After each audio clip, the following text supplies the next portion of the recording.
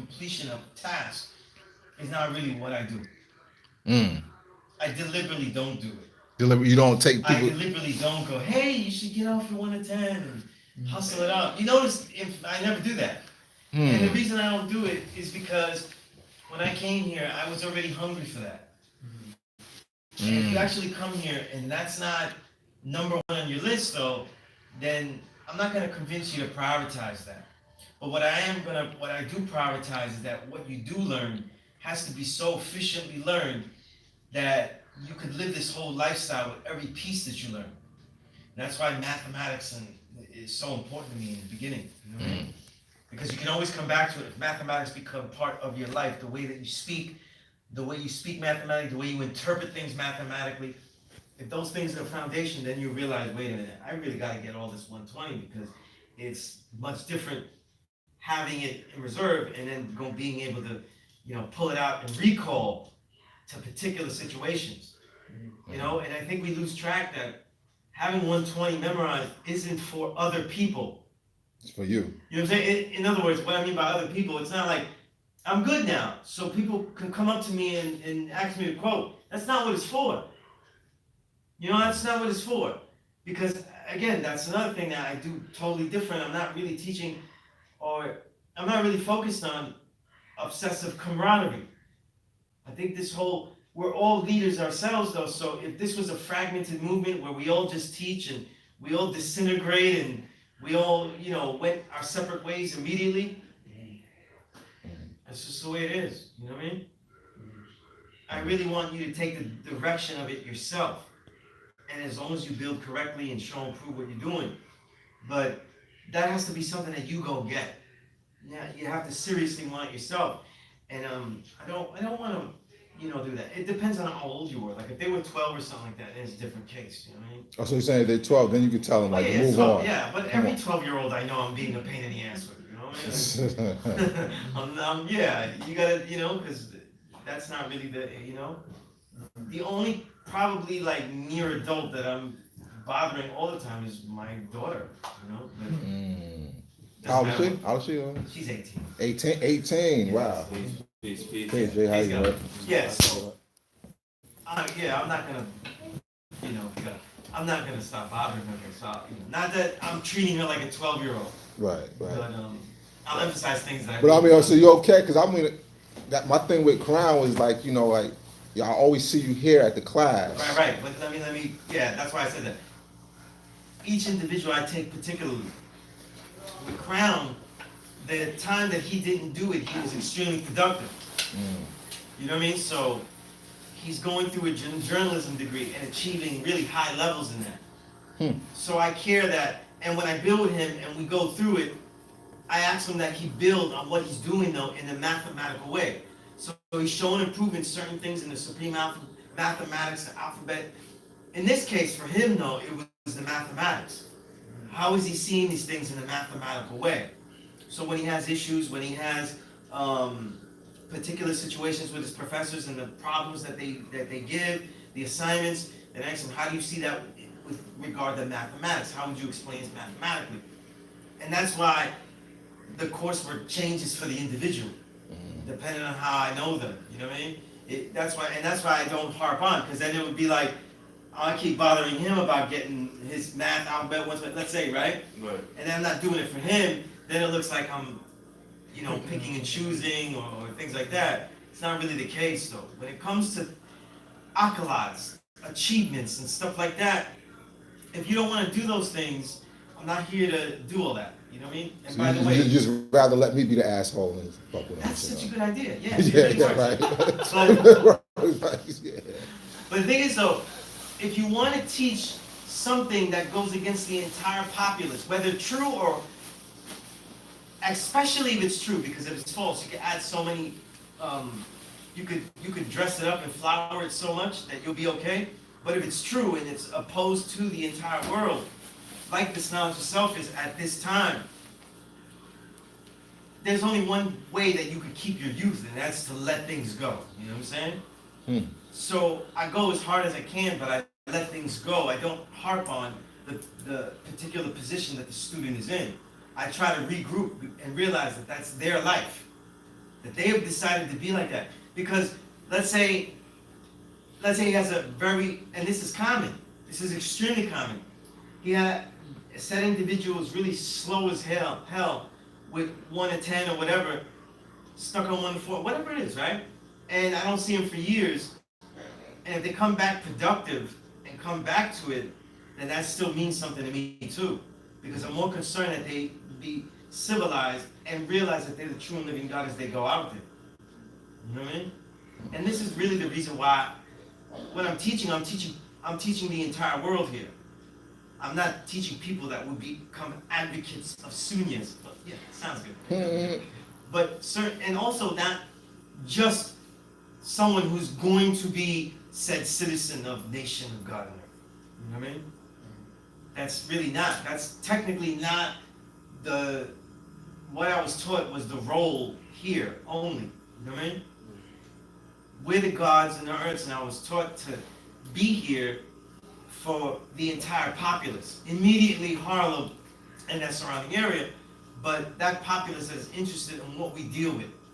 And that's why I always tell people, like, if they're new, I end up going, if you want to deal with this or not, you make that decision. And I never tell, like, the first time person to, make your decision now, because I could just be too dope with it.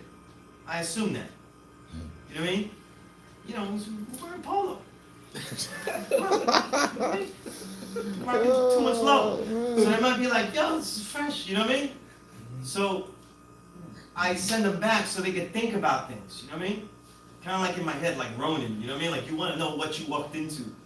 If you know how to walk out of what you walked into, then you know for sure that you want to stay. But if you feel like you don't know how to walk out, then you might be staying, under some kind of false pressure or whatever like that. I want you to be totally free with the decision that they would make. Because at the end, though, I'm teaching you, I will teach you as long as you're civilized, and we can build about all types of issues. You know what I mean? Because we teach, I was taught here by the teachers that taught me to teach every single person in the universe. To be able to have a pedagogy that reaches to all people. Not just the people that will be like, yo, I follow Infmega's page and I'm on it though, and I build on the chat, so I know I'm ready. You know what I mean? I'm sure there's a couple, right, that they feel like, you know what I mean? And that's dope. That's really dope because they made their mindset that they're gonna be particular to that individual goal. And I wouldn't have to bother them about getting 120. They just go get it, right? But I want 120 and everything that you get is something that you go get, Just like outside of the classroom, I train individuals in the martial arts, but I'm not going to the said individual and say, you are the one, and just attack them. I don't know. You know what I mean? Like a kung fu movie or something. Because they'll show the nature, the principles, and if they'll, they show it. And then they'll show it by a drive. And that's why, if you remember, when I digitized it, it helped me further. Because when I digitized the coursework, because now I go, okay, there's a whole curriculum to this. Y'all better email me. Or, I tell the guy, Kasim, make sure you text me some builds and stuff. I'm not texting him like, yo, how you see today's mathematics and stuff? You guys are adults. Right. You guys are grown up. And technically, if you're past 16, you're already grown. Right. And that's not even a thing in 120, because all of us at a certain age are being treated like adults anyway, right?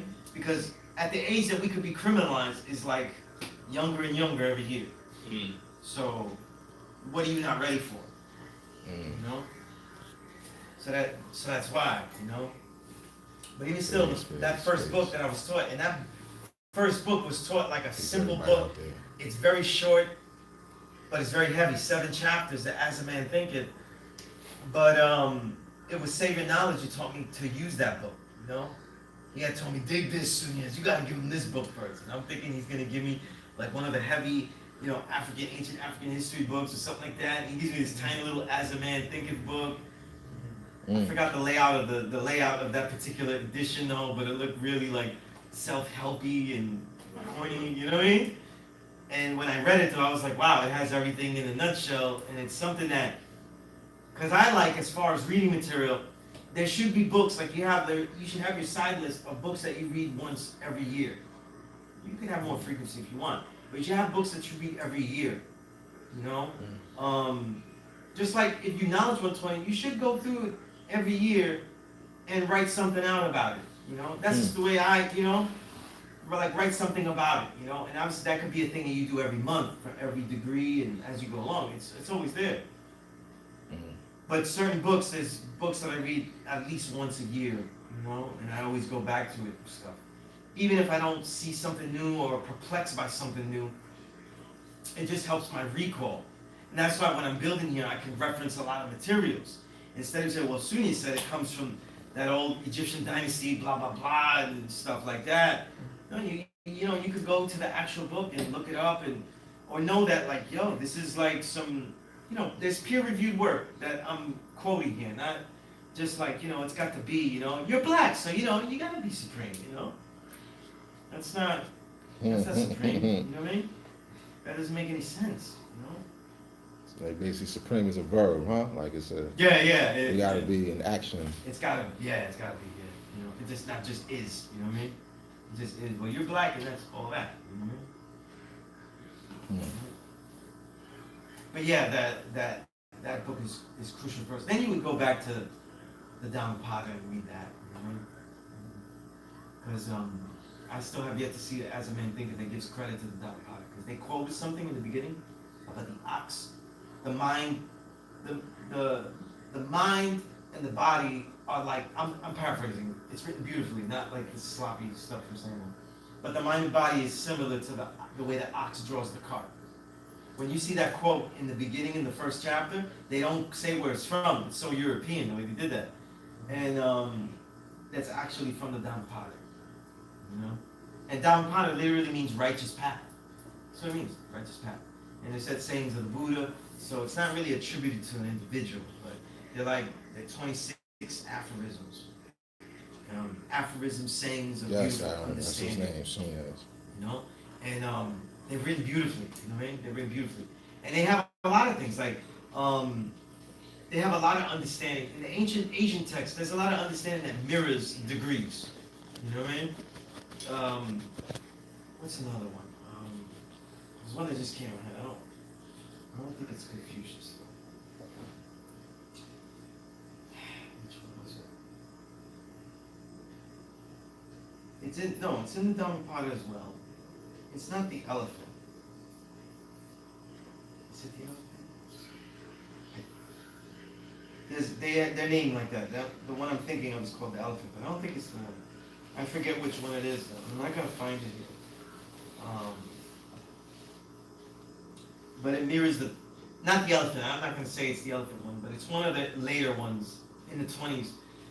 But it also speaks about how it says, of course, written beautifully, not like the way I'm saying it, but it says also, to give you an example of how these ancient texts are teaching the same things. It says that even if a man were to kill the king, the queen, and the whole family, he still could come back and be righteous. That's basically what it's saying. Like, plan is fine. Now, it measures how much investment we would put to someone who mentally fell. That's why we don't think of it that way. Every time we read degrees, again, remember I told you about criticizing. We tend to read degrees and then apply them to individuals that we see. So when we think about the physical and mental death, we go, yeah, he's a good physical death, but he's too far gone, I don't care about him. He's mentally dead too long, I don't care about him. That degree isn't supposed to be thinking like you walk around like, hey, I'm not mentally dead, I'm so alive right now, you know what I mean? It's for you to look at yourself because you were mentally dead. And the truth is, just because you know a piece of information, black man's God, right? Bazooka bubblegum used to cost 5 cents. These are just interesting fun facts. You know what I'm saying? Right? I don't think it's 5 cents anymore. I haven't had gum in forever. Bubblegum in forever. But these are my memories. They're not yours, right? The thing is that when you look at all that, right? The degrees are supposed to be taken to you. Like, I have all this knowledge, but what does it mean to be really mentally dead? You know what I'm saying? Because it's an extreme statement. And the truth is that, like, listen, and it sounds harsh though, we'll probably get another troll off this, right? But everyone had these teachings, and they didn't say that they were the true and living God. So you can have facts that say, hey, you are the true and living God. It can have like a drawing of a finger and say, you are the true and living God. You, like, have pictures next to it and just be like this. And people still read it and they were like, this means he's the coming. Right. No, right? that's a fact, yeah. Because no matter what we say, they say he's the coming. He's the came and he's the coming again. You know what I mean? So he's coming on a ship, he's coming for real physique, he's coming sometime again. I mean, would you attribute that to like the momentum of religion? Because the thing is that the first step to saving people often, right? And I go back to the knowledge build degree, right? Civilization, righteousness, and the knowledge of himself. You see? And when you go save people, religion is a format that has, it sounds crazy, blasphemous again, but many aspects of religion are embraced by societies of people. Don't think societies of government. Societies of people embrace it because it gives you a comfortable setting of civilization and righteousness. It gives you rules and mores and principles that you can steadily follow and continue a good life. Think of the target of NOI, the so-called Negro in the United States of America. They have a solid foundation that goes against Christianity. Well, they need to replace Christianity. Okay? No matter what anybody says, they're not going against Christianity by just dumping it. They have to replace it because I have a set community here. I have job connections, people that I know. They deal with, being a good woman and things like that, and feeding the family. So I can find a good suitor for my daughters, and I can teach my son to be a good man and be used to the idea of having a family, and we can continue on this whole thing, right? Elijah's NOI has to replace that, right? He can't just be like, we don't need none of that though. We just gonna do us though. You know what I mean? Come to the mosque though. It's gonna be popping. You do whatever you want to do. Just don't mess with the port. That would be like Tupac's house. In 95, 96. It wouldn't be. It wouldn't go on. So the thing about it is that Elijah was replacing Christianity. So he was an evangelist, but unlike Christianity, he's an evangelist of truth. You know what I mean? He's telling you, and I say evangelist because he wasn't really giving facts and figures to people. Those Pittsburgh Courier articles, I read them. The Muhammad Speaks. It doesn't say, the original man is the black man and you could refer to these things. He tells you could refer to these things. You don't really know how to do it. You don't really know how to do it. You don't know, well, where? Where do I go? But he says, listen, if you don't believe me though, I give $30,000 to the first man. That's like when they sell, the old alchemists in Europe, when they go, the first man that can tell me that this thing doesn't turn to gold, I'll give you, I don't know, right? So, he's selling gold here. So he's doing it in an evangelist way because it's not like he's giving facts and figures and stuff like that, right? He's telling you, if you don't bear witness to me, you will die and burn in hellfire. Very fact-based, you know what I mean? You know what I mean? Unless it's hip-hop, it's very fact-based, you know what I mean? But the thing of, when we go like that, he set this foundation that was able to replace Christianity. It gave schooling, it gave institutions, really built institutions that were able to replace education, food, clothing, shelter, all of these things, and businesses and economy in a very swift manner. You know what I mean? Very swift. So it was miraculously able to replace that. But the key to it is that like most religions, it has to keep people consistently focused on the comfort level and a complete submission to those comfort levels. And that is civilization and righteousness. I showed you the outside world. It is corrupt. Right? Christianity, the European domination, they're fighting for civil rights. We're not even close to human rights. All this true. Come here and you'll get real civilization. We will actually be civil to you out of our humanity. Okay, so we got civilization down, right? Then the righteousness. Well, you're gonna follow these rules and regulations. No pork. You're gonna do this. You're gonna do that. Sell this, sell that under these guidelines, and you have a righteous life. You see? But see, when you start giving the knowledge of self and say, all of you are God, though. And what happens, though, is that you bring too much individuality into a cipher that is well seamed already. So what happens is that the people themselves automatically analyze it in a convenient way. And it was very convenient the way it was given. You are all Muslims who submit to the will of Allah who came in the person of Master Muhammad. See? But it doesn't make sense though, right? Because the Asiatic black man is the original man, who's the true living God. You see? And then you're saying that that true living God is only one individual. But that's not what the teaching says. It says who's the original man. You know? It didn't say who's that original guy we was talking to. You know what I mean? It doesn't say who's your teacher. Right? Because it's Elijah's answers, right? So who's the teacher? The original man, the Asiatic black, right? Then we'd be like, okay, that's what it says. That's what we do. But the thing was that the way it was taught, they'll say that they are not there yet and they will soon be. But we've had generations. Like, when is the best part? And that's the thing. The Father took a giant leap from civil, past human, all the way to who he is. So when he took that leap, then now what is that? What is being sacrificed? The consistency of the actual civilization and righteousness, the foundations of that comfort zone you just made, that bubble of comfort. Because now everyone will have their own ideas, their own thoughts, and we know our own power is extreme. So now, how do we actually figure this out?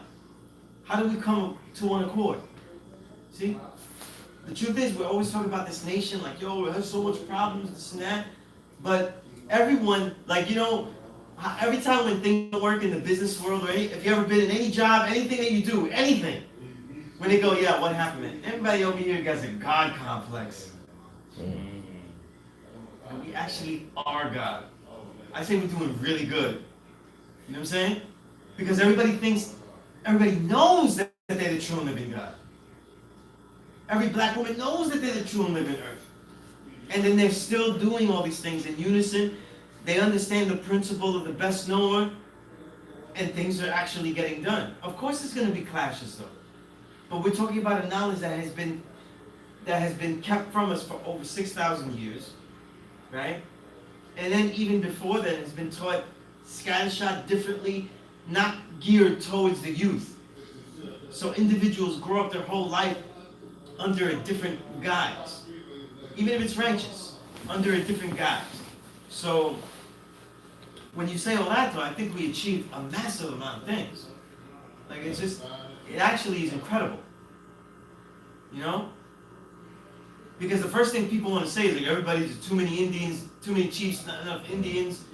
But everybody in the cipher we're dealing with is all God. They're all masters of the whole cipher.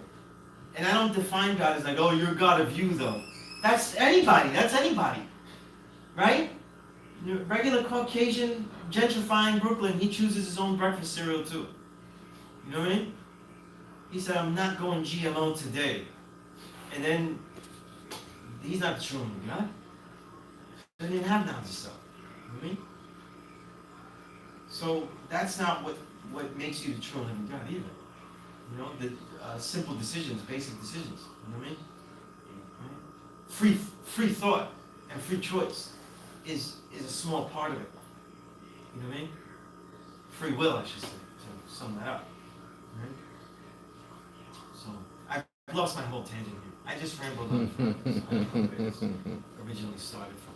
But I got a quick question, man. So how do you feel about when certain people say like, you know, every original person is, every original man is God by nature? Yeah, when people say every original man is God by nature and stuff like that. You know what I mean? RuPaul is like, now he would be, Yeah, you know what I'm saying? And then, in a degree, right? This always blows me away that in a degree, maker and owner is separated. You would think that someone that makes it's automatically the owner.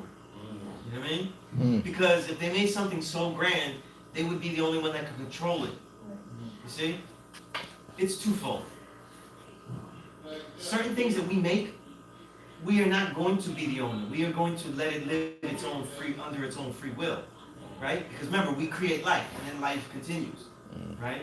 So that's one example why maker and owner has to be separated.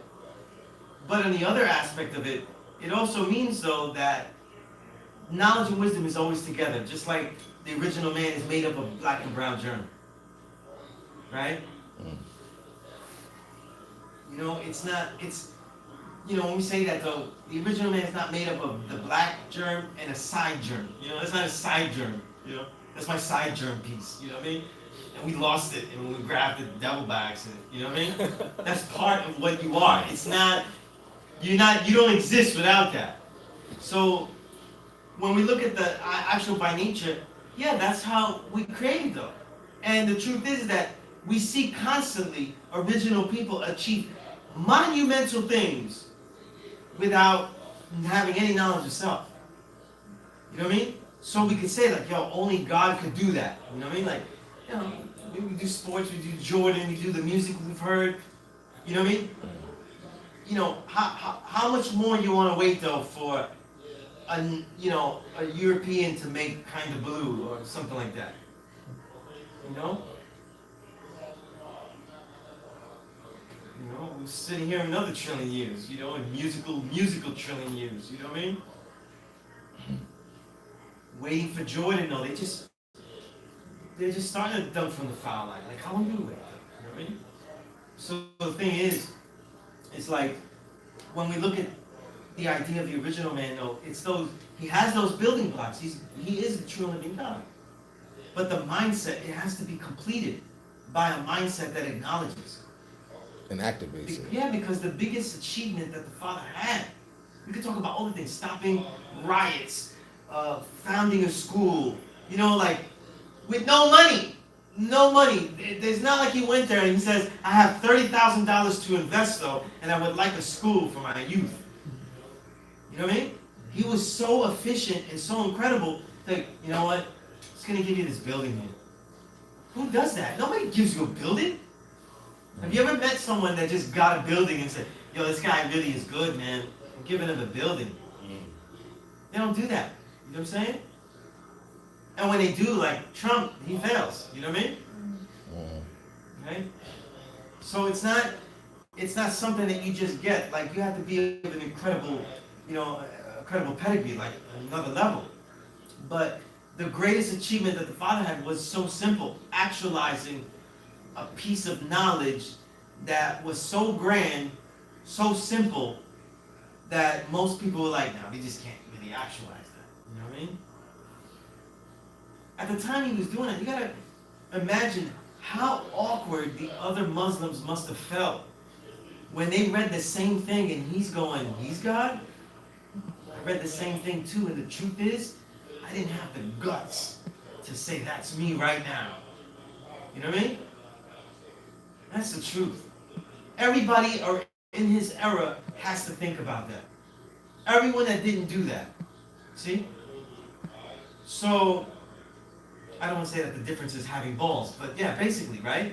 Having the ability to actualize something so intense, something so true that it's just blatantly out there that no one does. You know what I mean? You know, if we did like an actual, let's say if we're able to, and do an actual history of the last time someone in this place here, in this area here, before it was New York, before it was where the Native Americans had come 10,000, 20,000 years ago, right? Before the original people when they came 50,000 years ago, right? As we see documentation of that, right? When was the last time somebody was here and said, yo, I'm the God? Just think about that for a minute. No? And look, that's why if you really look closely in your life though, especially in New York City, a majority of crazy people that I see, like people that are going nuts and mentally challenged and they're having mental issues, they're usually, a lot of times, more from that, maybe because I'm noticing it more, they're usually, especially if they're black men, if they're original men, I often hear them saying, yo, I'm God, man, I'm God. I hear that constantly. It's a fact that is very hard to hold. You know what I mean? It is a fact that is extremely hard to hold because after a while you start to realize that you have no one else to blame and that even if there are situations that are not your fault, you still have the duty of figuring out a new way to counter it. That you have the duty to continue to still fight against it. You know what I mean? That you still have, because you're the true living God, you still have the right to continue to battle upstream. You can never say, it's okay, I did all I could. You can fail forever and be okay. But you can never say, I'm cashing in my chips. You know what I mean? I gave it a shot. You know what I mean? This white man's too good. He's a superstar. You know what I mean? He's a superstar. I don't know. I can't do it. But they took over rap. Now everybody, you know, like they too good, right? I'm just doing bad scenarios, like future scenarios. But So you gotta be the giver of solutions and answers, and you gotta always constantly working towards that. You know what I Yeah. mean? Because the father didn't find a solution. You know, I asked Firstborn Prince one time about why certain actual facts, like that last actual facts, why it was wrong, because it was wrong. It was like multiplying inches and square inches. It's about the 12th degree? Yeah, you know, and it was when it was like trillion, it was supposed to be, you know, quadrillion. Well, quadrant, yeah, right. Right, yeah. Well, that's because they If you ever see that, I wrote it out though, I just didn't digitize it, so I can't. you didn't square the number. Yeah, they multiply square inches by inches in one of the pieces. Right, So it's automatically wrong. It's like it's like multiplying meters and feet, like. So 63,360 square inches. Yeah. It's supposed to be square inches, but they multiplied the inches into 119 and then million. they came up with the figure and Right. it's all wrong. Yeah. Mm-hmm. But Firstborn Prince was like, oh, they gave it a shot. And it's for the best part, you know, the future. And I'm thinking like, oh man, he's telling it to me. I'm supposed to be the one to figure this out. Yeah, basically. And that's the whole thing, you know what I mean? And not really happy about getting a math problem is the thing for me to work out in my generation. But the thing about it was, he was seeing the future. You know what I mean? And the thing was that he was going to continue to push. And remember, when this nation started though, these were not family men. These were people in the streets. They didn't have any idea of how to start families and stuff. And they often came from broken homes. And at the time, the way it worked, the way they got knowledge of self was automatically breaking up their home. You know, because we could always say like, oh, they should have been more civil and things like that.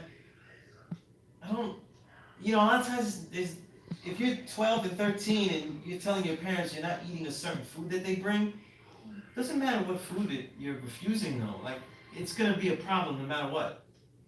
Because again, we're all oppressed though. To get that food on the table is an immense difficulty. You know? And the parent, rightfully so, should be feeling like, yo, these kids should see me as like a superstar. Did they even know what I did to get this here? And then you're like, I'm not eating that. How bougie is that? You know, how bougie is that? I'm not eating things of the big. You know, and then all of a sudden the problems start.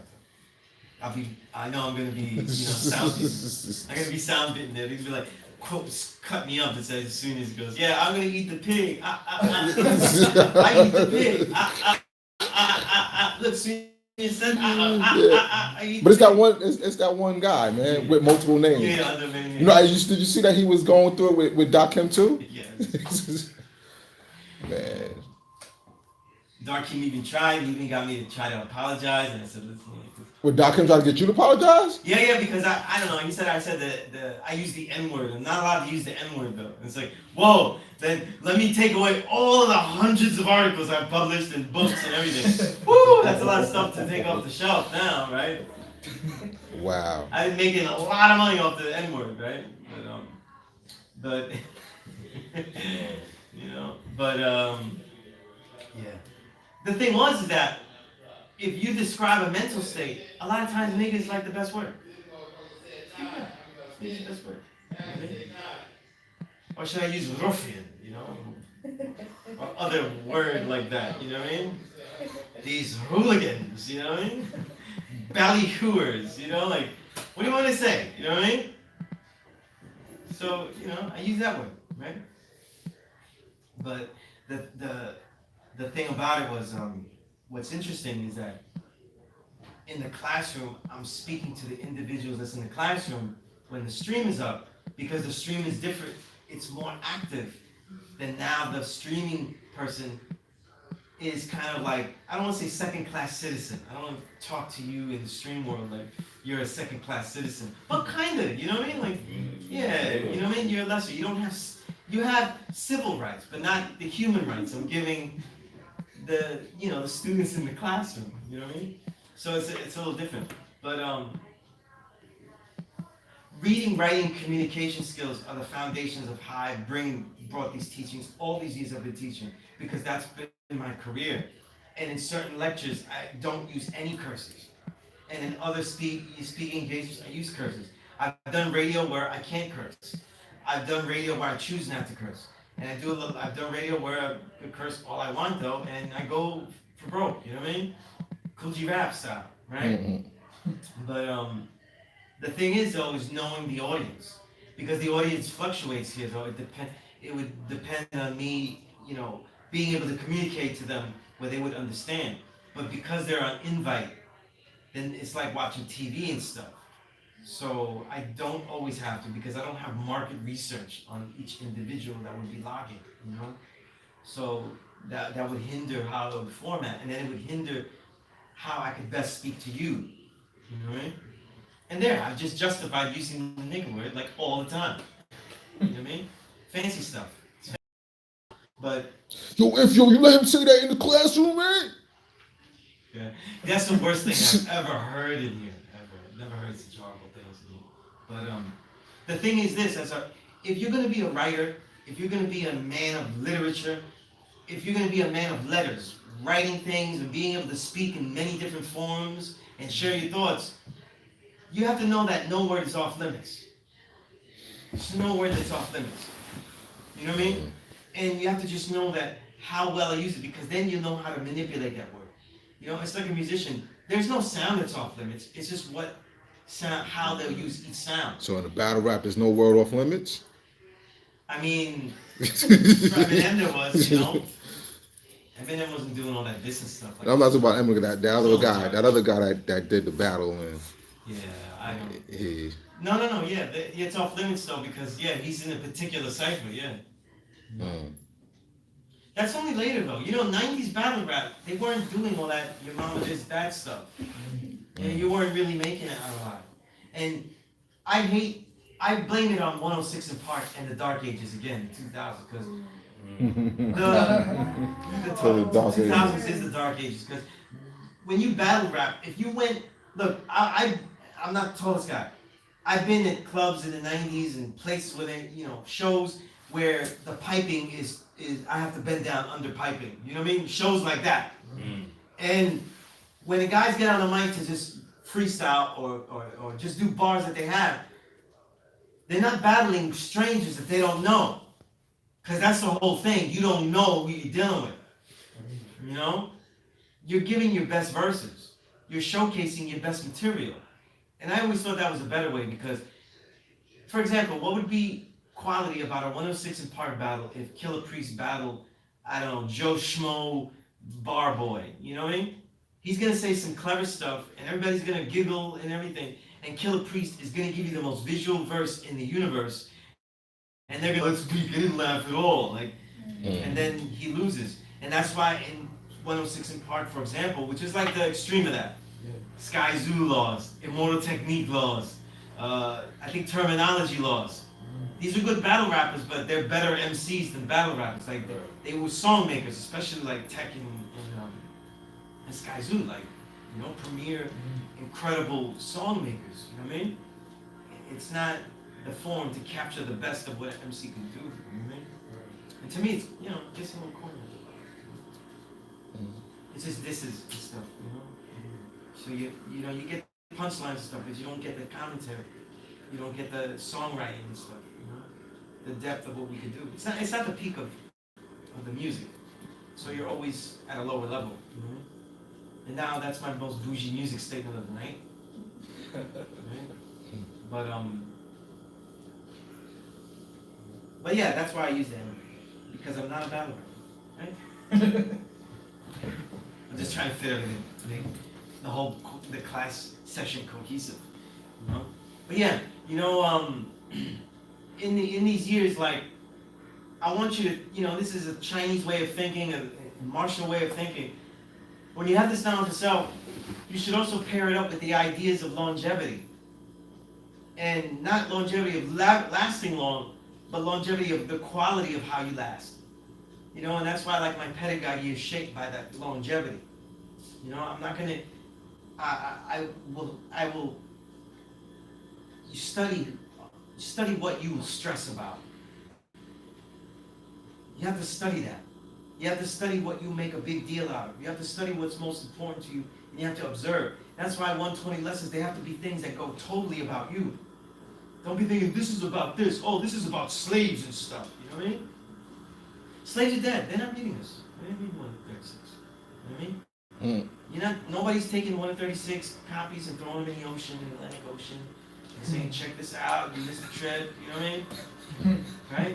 Right? This is stuff, this is for us. And it's so important that even us that don't have that, you know, all of us, obviously, if I'm Puerto Rican, I go through a slave lineage, but it's not quite the same as, let's say, the American slave lineage, you know what I mean?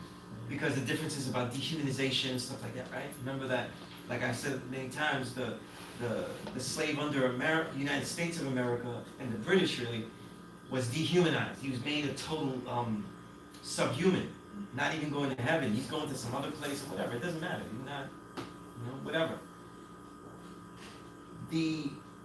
Under the Spanish Caribbean and Spanish Latin America, the slave was humanized. You know, so he's in a situation. You know, so you could see you know, that's why you see the mentality changes generationally, because the mentality is that we weren't given a freedom that we may not have earned. You know what I'm saying? We just felt pity in our hearts, you know, like, I don't want to keep killing you, you know what I mean? And then you do some more research, you realize, like, you only got that Emancipation Proclamation not because of even the good of their heart, but because it's just not good business. You know, the Industrial Revolution made that sloppy business, you know? Why are you giving room to boarding people when we don't even need them like that? You know what I mean? Have them come in, slave away, and then you toss them away. And then if they come back tomorrow, we get somebody else. If they don't, whatever. But in the Spanish Caribbean, it's something that you went through. So it ends up being something that if they're also given nationalism, that it feels like I wasn't an actual part of the country, but now I actually am. I fought my way to become that. So now you feel even more like, said Puerto Rican, said Dominican, said this, you know what I'm saying? And then, you know, add things in the last century, like, you know, with DR and stuff, like we talked about. But these are all things that you think about. But when you look through the 1 in 36, I'm thinking the 1 in 36 because I took the God through the 1 in 36, right? You're looking at the mentality, like, what are the wrong foods? What are the wrong mental foods and what are the right mental foods? You know what I mean? Because now, are they so ingrained that if I get rid of them, are they going to cause me to, you know, crash? Where I can't function if I don't have a little bit of that. You know? So you have to test how reared are you under this double civilization. You know? And we all have it. We all have it. Things that we do. You know what I'm saying? Right? I was just talking crap about polo. Right? Yeah. Except for my Levi's, though. Everything is always polo. Everything polo. So, you know, that's the uniform. But the thing about it is, what are we noticing? When we look through the 1 in 36, he likes the devil because the devil gives him nothing, the first one I said. To me, that's the centerpiece of the entire lesson. That whole right thing there, if someone had realized, wait a minute, well, how do we judge value? So in history, something happened before even the white man came, that when the white man came, when they say that John Hodie Hawkins was that great observer, you know what I'm saying? Who was observing and doing the knowledge, and then he struck. He saw that they had a problem with valuing. In fact, if we go into the most functional system of blood-sucking, the greatest tool that is known, which is the black man and woman's mind, capitalism, right? That system is made to use the greatness of what we have. If we didn't exist, capitalism is just some things in the ground and stuff like that.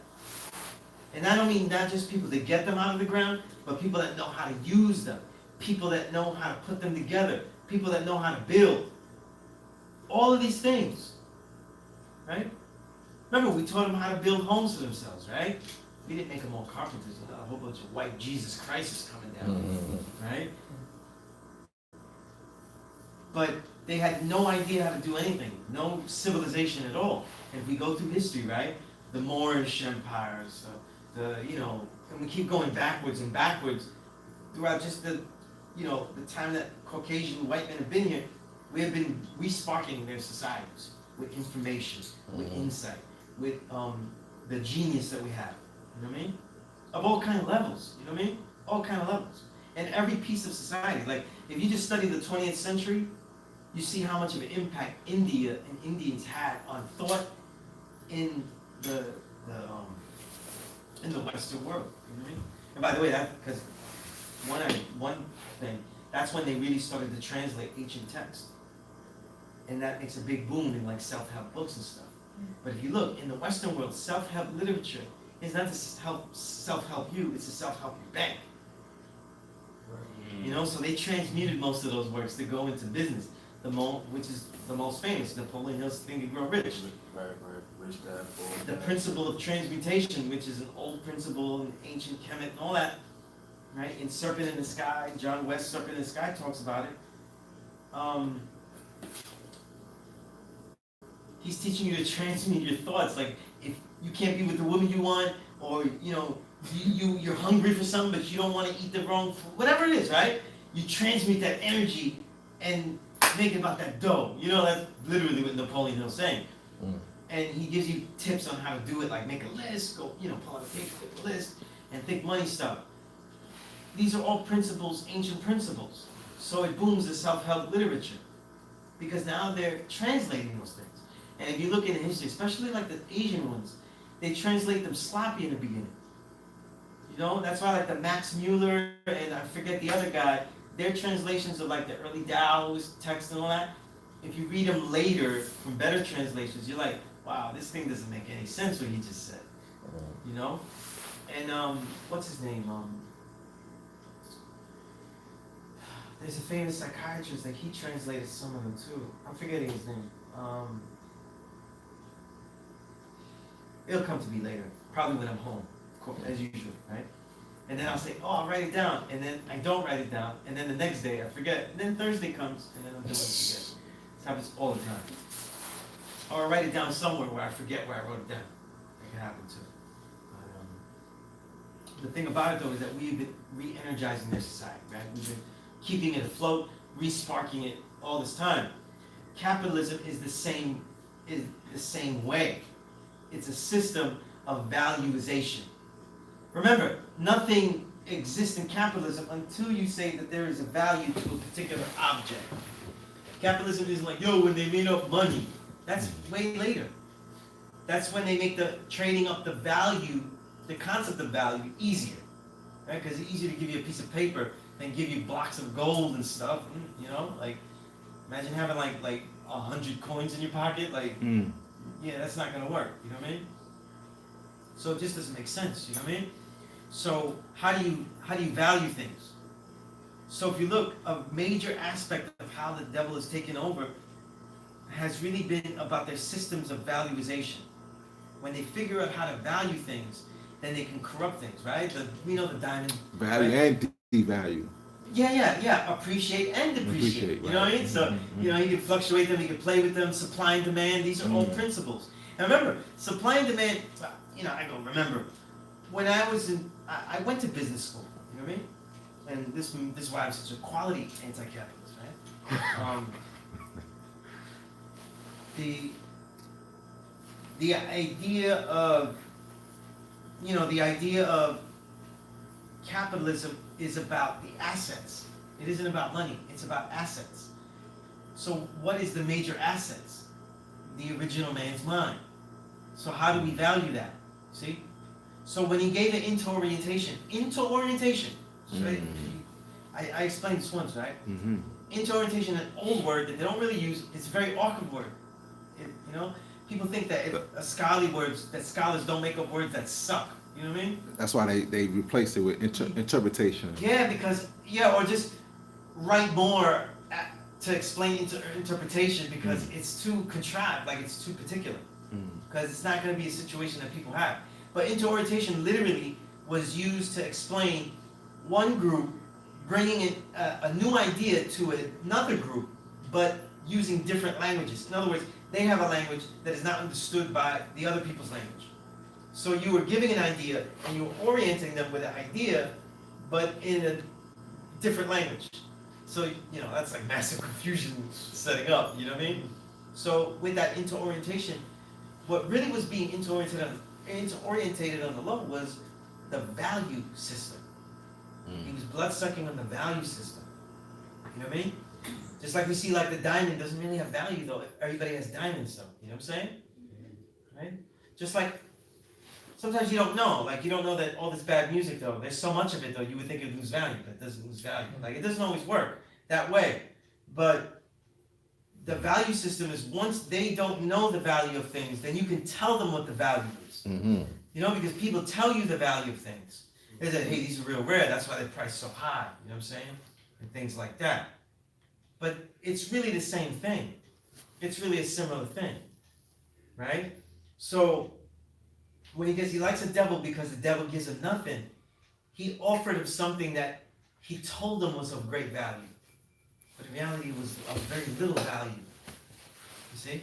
And the exchange rate was going to be of no value, right? And of great value to him. Because remember, you can't really. The thing about it, though, and I said this before, I have a study sheet that I give out to the 136, and I don't know if I wrote it there because I don't have it. I gotta look for it. It's in here either email or in my Google Docs. But Yeah, you can email me that one. Yeah. And it comes mainly with like a book list and definition of interorientation, things like that. I decided not to make it like a plus lesson like I did the math and alphabet because I didn't want people just like. Then when they go up and like, when he came up, he would have just said, hey, I will say what Sunez told me. Hey, that is not what I want, So I just kind of gave a study sheet, like, and it has books that would go into, Beyond the Mayflower, things like that, right? And I think in that sheet, I may or may not have put it, but I don't think I did, but anyway, I didn't. But this idea of the value system, right? In the value system, he likes the devil because the devil gives him nothing. Understand that it's not. I think people look at it wrong too. They think that they came in they convinced a whole bunch of black people to get on a boat. You know what I mean? That might have worked for a little bit, but what you're really convincing though is the future 10%ers that will make it happen. See? The white man though was not going into the interior of West Africa and pulling people out. Okay? He doesn't have the population figures like that. And even though to get out of the caucus though, he has to mate and make up a new kind of half original mentality population out of the original people that are there. And this is what becomes confusion in scholars between what are the Moors that went up, who are the Berbers, and all these kind of things, because you have like a crazy mix of individuals of all different mentalities, all different levels of civilization, because some scholars will argue, I think it was Ivan van Sertima in his book, he noted that Wayne Chandler disagreed with him, but he put both thoughts in there, which I love. I love when a scholar puts different views. They both had different views on what they thought Berbers meant. Did it mean Europeans calling us Berbers, as in barbarians, or was it that they just were, they were original people that were civilized, but being mislabeled, or that were they just Europeans that really were savage, and the white man called them Berbers to just, throughout history to dress it up a little bit, you know what I mean, and hide things etymologically, right? Which is possible, like. And they give the differing views. It's North Africa is one of the most confusing histories to figure out in that way. To figure out the interactions, the time periods of interactions, and the intensity, like who really had the power, right? And we know that the Moors, we could say that the Moors, for example, in the 700s, they had massive power because they were able to shoot up and go straight into Southern Europe, Spain and Southern Italy and things like that. They had to have power and strength to get up in there, right? But when we look at the idea of, of the 1 in 36, right, and the offering of gold and all these things, these are into orientations to the would-be new slave traders. How will they help us? You see? How will they get this along? You know what I mean? So it's both. You know what I mean? It's both. And the truth is that the 1 in 36 is, because we still live in a very gross capitalistic environment, the 1 in 36 technically is always relevant. So when you go look, he likes a double because double gives another, he's waiting on the line for this and that, like, oh, they're waiting for Jordans, like, right? When we leave, when we see, right? We go, oh, look, they like a double because I've had students yell that out across the street. I'm like, I'm looking at what he's wearing. I'm like, yo, you got it at a different time, but you're more clever. But like some people waited for Snow Beach. You know what I mean? But like and right, I got the same hat. Like we waited. Some people waited for the outdoorsman stuff. Right. I got the outdoorsman stuff, but I was clever about it. Right. But that's still the same shit. Because I was being massively clever to try to get it anyway. You know what I'm saying? Well, like you said, like the 1 in 36 is always relevant because, like that wisdom build degree, like I really like that degree because it's it said that's a training into orientation that they receive. Oh, gold. And like me, like so I do real estate, and you say like they were teaching us would be 10%. So like there's a lot of like investors or like huge like venture capital firms where they use black people as a token, drawing more black people. Like they'll have like the guru investor. Some of them are making money or whatever. I'm not gonna say no names. I'm just saying like, but they will be like, they will come with the story like, oh I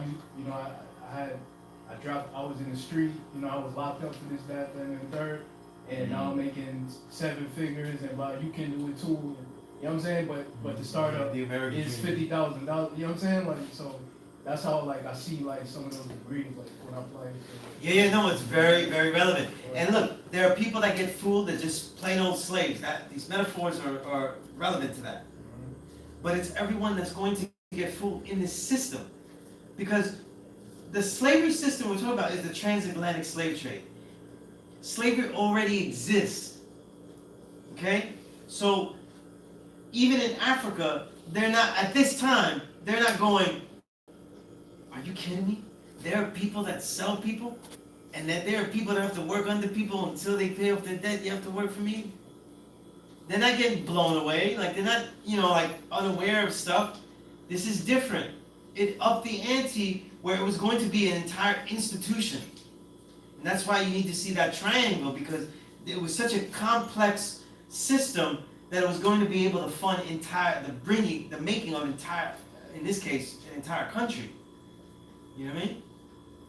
So it turned countries that were just barely getting their footing by exiling the Moors, like Spain, into the world power for a short time, because the British, they did it better. They actually accounted, and their accounting was better. They were more precise, and so they were able to catapult it. You know what I mean? And they were more vicious too. You know what I mean? They were more vicious. But it immediately put people as world powers. That's not no small thing. You know? Because remember, we're fresh off a few centuries of Genghis Khan. So if I say like this is the world power Spain, it's pretty dope. You know what I'm saying? Like it's pretty high. You know what I mean? Like man, Genghis Khan though, you know, there's a reason he stayed away from Europe. You know what I mean? But wish he had gone to Europe, taking that little shit. All the different lives, man. So you saying that he stayed away from Europe because he was like, nah, I can't, I'm not fucking with that. In all the readings that I read though, I forget the author, but he's the guy who's written the most. Jack something, I forget his name. The issues with Europe was like, it was politically like, it was basically a pain in the ass. It was too complicated. And not militarily or anything like that. It just really was a hassle. And it didn't really insinuate it, it didn't completely insinuate it, but it seemed like there wasn't much to conquer. Because remember, the reader doesn't get that, including the actual author, because they're European. So they can't really envision in their research so that, wait a minute, he didn't come down to conquer this stuff. Why would he not conquer Russia or whatever? They don't have civilization. Genghis Khan was not conquering, he wasn't conquering empty playgrounds. You know what I'm saying? So it wasn't like he was going, like he was conquering places, like he's not going, hey look, the Bronx is abandoned, I'm taking that over. Like he's not building shit up. He's taking over civilizations that are well done. And he's taking it over and then he's reappropriating it. He's leaving them with the language that they have, he left them with the life that they had, everything. He killed off everyone that was in somewhat disagreements. It was brutal, you know what I mean? And their way of life, though, was allowed to continue, and he absorbed their religion. Whatever religion they had, they were allowed to continue it, they absorbed fragments of it, and that's why you see, like, places that were conquered, like parts of China and things like that, you don't see them like you don't see people do Genghis Khan things, you know what I'm saying? Because he wasn't changing their lifestyle, he just was, like, owning all of it. You know? It's like, give me that shit. Yeah, and the thing was is that it was an ill network because it did help others because one place he conquered, they would get the fruits of what another place conquered. The teachings, whatever they learned and stuff, things like that. So it had some fruit, you know what I mean? But, you know, as history goes, it was really hard to do. You know what I mean? It's really hard to do. But, when we look at the transatlantic slave trade, it was about recruiting the individuals that continue it and continue collecting the masses for slaves, to be slaves, right? Under the guise that they protect themselves or that they'll be a world power themselves, right? And then also having a foundation of fooling those people, which is, again, the value system. He likes the devil because the devil gives him nothing, you know? Because I think people think that the 1 to 36 is only like the way they got slaves in the boat, like it's just like Pied Piper, like he's playing a flute and like, come on down to the boat, and oh, you know, like, doo, doo. Like, we're not that stupid, you know, like, it's one thing having, we lack knowledge of something, doesn't mean that everybody's stupid. You know, like, when you think of like, all of the years, American blacks, they're all believing in Jesus Christ. Some are like, man, this is what they all do, you know, this is so stupid, this white man on a stick, this man weak. This man weak, you know what I mean? White man on a stick. That's what it is, you know, weak white man on a stick. I mean, it's like, yeah, he's pretty weak, you know, with the needle fitted and, you know, all this other stuff. Needle fitted? Yeah, he had a needle fitted, you know what I mean? The 144,000 shit, right? Right. The old era, 144, right? But the thing about it, right, is that, and many of them had to have looked at the Bible, right? Our people are readers, right? They would have looked and said, listen, this doesn't make any sense, right? It describes the feet of bronze, and that doesn't look at all like anything that I read here, you know? And it's not Middle English. You know, people think this is Middle English. Middle English is like hard to read, you know what I mean? But it's a little bit, you know, newer. But the Bible's a hard book to read, you know what I'm saying?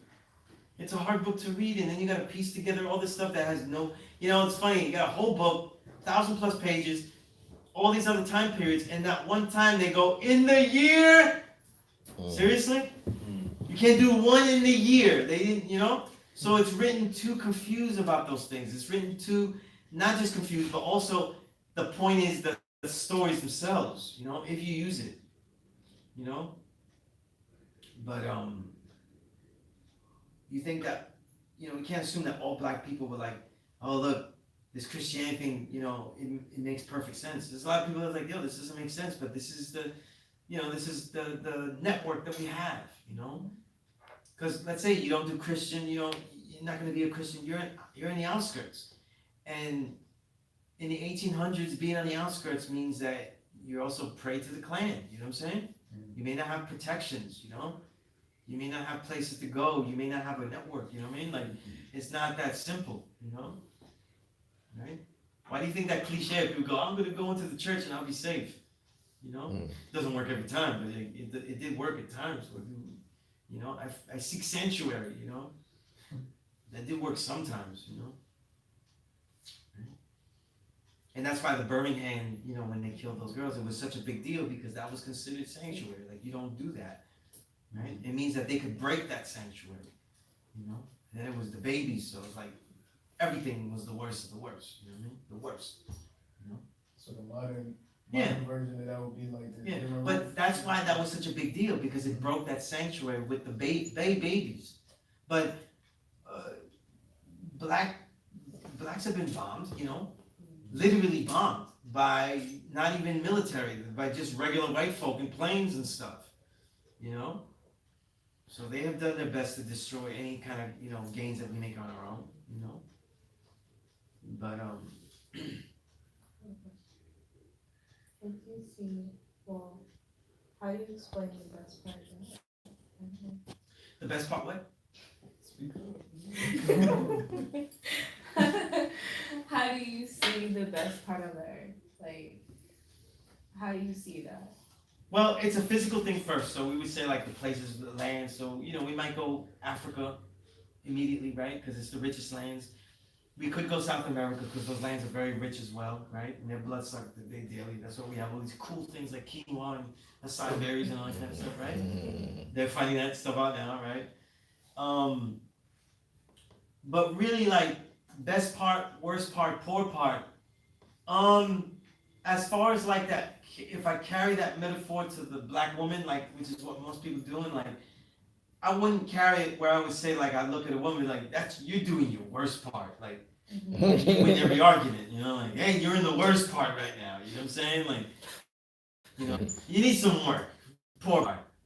That's real jerk God. Hi, I'm jerk a lot. Like, justice, equality, ruler, king. You know what I mean? Like, Yes. I'm saying there's people that do that. You know what I mean? You've been on your poor part all day. Like, buckle up. Like, let's go. Like pull yourself up. Been sloppy all week. Food is terrible. But okay.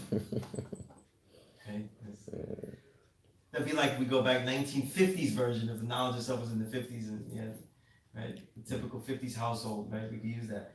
No, but as far as like best part, worst part, poor part, I would see it like this. It's about development because the best part ends up being where you develop. Mm-hmm. You know what I'm saying? So if we talk about this knowledge of self as the highest form of knowledge, though, we could also say this is the best part because this was the only part that it could actually flourish. So we have all places all around the world that have all types of things that are wonderful, greater than America, all that kind of stuff, but it wouldn't have flourished here, right? And I said flourished, it's not flower, flourished, right? So I don't see it like that as rigidly. I see it more like aspects of development, So I think like, let's say like you as a black woman, that's the earth and stuff. I wouldn't be dealing with it like, yo, I have to deal with my poor part and my worst part and stuff like that, because I don't teach anyone to deal with that concept. Like, I don't, like, in the original man's body, there's a black and a brown, and you do something foul, and you go, yeah, that was my brown germ, my you know, my lower self. You know, people say that all the time. That's my lower self. You know what I mean? You're God. What? There's no lower self. You know what I'm saying? There's no lower self. That's bullshit. It's not defined by you. It doesn't define you. You know. So, but at the same time, we're always in development. Or that would be something of a personal understanding for you. You know. But I would never. With my young daughters, I would never go like, you know, you're on your worst parts right now. I mean, that's a joke. This is my joke. This is, you know, it's my comedy routine. I can use this all the time, right? But I'm not saying that like, you know, like for real. Like I'm going like, yo, you're on your worst part today. You know, you're the worst part. You're so Europe right now. You know, you're so Europe 1200s. You know, London, uncivilized, sewer down the streets. You know, like that's not really the point. The point, that metaphor is the best part, worst part, poor part, was where things are developed. You know, where would they feel? Where would they have fruition? You know, so, you know, with that, I would say, like, in many, you could say this is, you know, this was the poor part, but poor parts is to be developed, and to me, this is the best part. But in reference to like saying like the black woman, saying her mind would be the best part because that's where you do the most development. Of course, so, and yeah, again, that goes along with the oppression that we deal with, so it becomes relevant. Right. Because the woman is so compartmentalized. You know, men only know her by the buttocks, and that's it. Yes. Right? You know, that's it. Boom. You know, the physical parts. So now she's going, look, the best part is my mind. That's what my mind does. And then as a woman thinking, so is she, you know, and then everything else comes, you know. So then she's realizing that. But I wouldn't want, you know, as someone that does martial arts and sees martial arts as the expression of the human body, I see everything now as supreme. You see? We chose ourselves to actually be in these physical bodies. We actually chose ourselves to be finite as well. So all of these ciphers are supreme and they're all to be mastered. You know, like, don't go, oh look, my mind is supreme though and infinite. So that's why my stupid body that dies though is okay. You know what I'm saying? No, this is the way you chose. You wrote all this. You wrote this, and it came to be, right? And look, those secret building blocks of writing it. That's what they're uncovering in epigenetics, right? When the thought over generations influences the way the gene works, you know. And over time, though, that's a big part of Yaku's rules and regulations. Yeah, he's doing splicing. He's literally splicing and grafting like that. But when he's telling the nurses to tell him about angel babies, and that's a holy baby, you're creating visions of heaven and hell and places that don't exist and reasoning that isn't logical. And what you're doing right there is actually epigenetics of thought and viability. Like you're changing a person's entire framework of thought. You see? So in these new generations of us, we still suffer those effects of that. All of humanity suffers the effects of being taught that there's a mystery God. Unfortunately, that's everybody though, even the white man. You know? Just like there's millions and millions of black folk that just go, you know, I did everything I could. There's white people that do the same thing, and they didn't have to. You know? And they shouldn't have had to. You know? Because we didn't say that they was a true and living God, but we certainly said that they get to have a God help them, right? My man's not God, so he gets his own mystery God. Like, he's not the God, so someone's gonna come down and help him. You know, like Michael Landon and shit. Highway to Heaven, and you know, he's gonna come and add on. You know, they don't get a mystery God just because they ain't the God. Everybody's on their own. You know what I'm saying? So they all gotta do for self. Right? But yeah, that's how I see that. I don't really apply it like that to a person. You know, where I say like, oh, that's the best part, worst part, and everything like that. You know. Again, you can if you're saying like the poor part, like, you know, like of it's part that you have to develop, right? Yeah, you know, and all of us have that. All of us should be doing that. You know? You know, all of us should be doing like, not saying this is my poor part like that, but like if we work out, we're saying what's the poor part in our training. You know what I mean? If we're doing work, we're saying what's the poor part in this. Like we're always doing that. We're always evaluating the levels we're at. So that's something that's always in play and always an understanding to use with that. So like in the understanding agreement with 114, where it says, you know, the original black man is God and on the earth is one that was created was chosen to serve the best part. They care about the poor part. It's like, why would you discard it? It's one of the hardest degrees ever because they put emotion and opinions into the degree. You know what I mean? It wasn't decree. It isn't like we're doing this, like the born degree and the non-cipher degree, like we're gonna kill them all, you get your devil's heads, or we're gonna let them learn for 35 to 50 years, like set things that we do because of their actions. This one is, I didn't care. I mean, think about that historically as a student studying history. Go back and research and find, oh, listen, librarian, I have to find the part in history where black folk didn't give a shit. Now you gotta ask yourself, now, do you care about the poor part? Like, do you care about the poor part? Well, that in the sense of like dealing with all part, like the guy said, like the best part, the poor part, The worst part. the worst part. It's like if the poor part is the part that has to be worked on, it's like I still do care about it because it's like, you know. There you go. Like that's the bottom. I mean, like now, see, I'm looking at that degree like he didn't care. So then they now gave an opportunity for somebody to come along and develop that part and use it against them. You know what I'm saying? Like, so where I'm like, no, I gotta go care. I gotta care about the poor part. Yeah, that's where like the criticisms, like you don't have to agree with everything. Like when you read the born and the non-cipher degrees, you don't go like, yeah, you know, let's give them some time, you know, 35 to 50s, and then you read the next degree and you're learning, memorizing that. It's like, nah, we should just get their heads. You know, usually people are like of one opinion or the other. You know what I'm saying? If they're, you know, at certain times, you know, and when you look through the lessons, it's also history. Just because you shouldn't read, you know, I don't do this. Other people will, I guess, if you really look at what they do.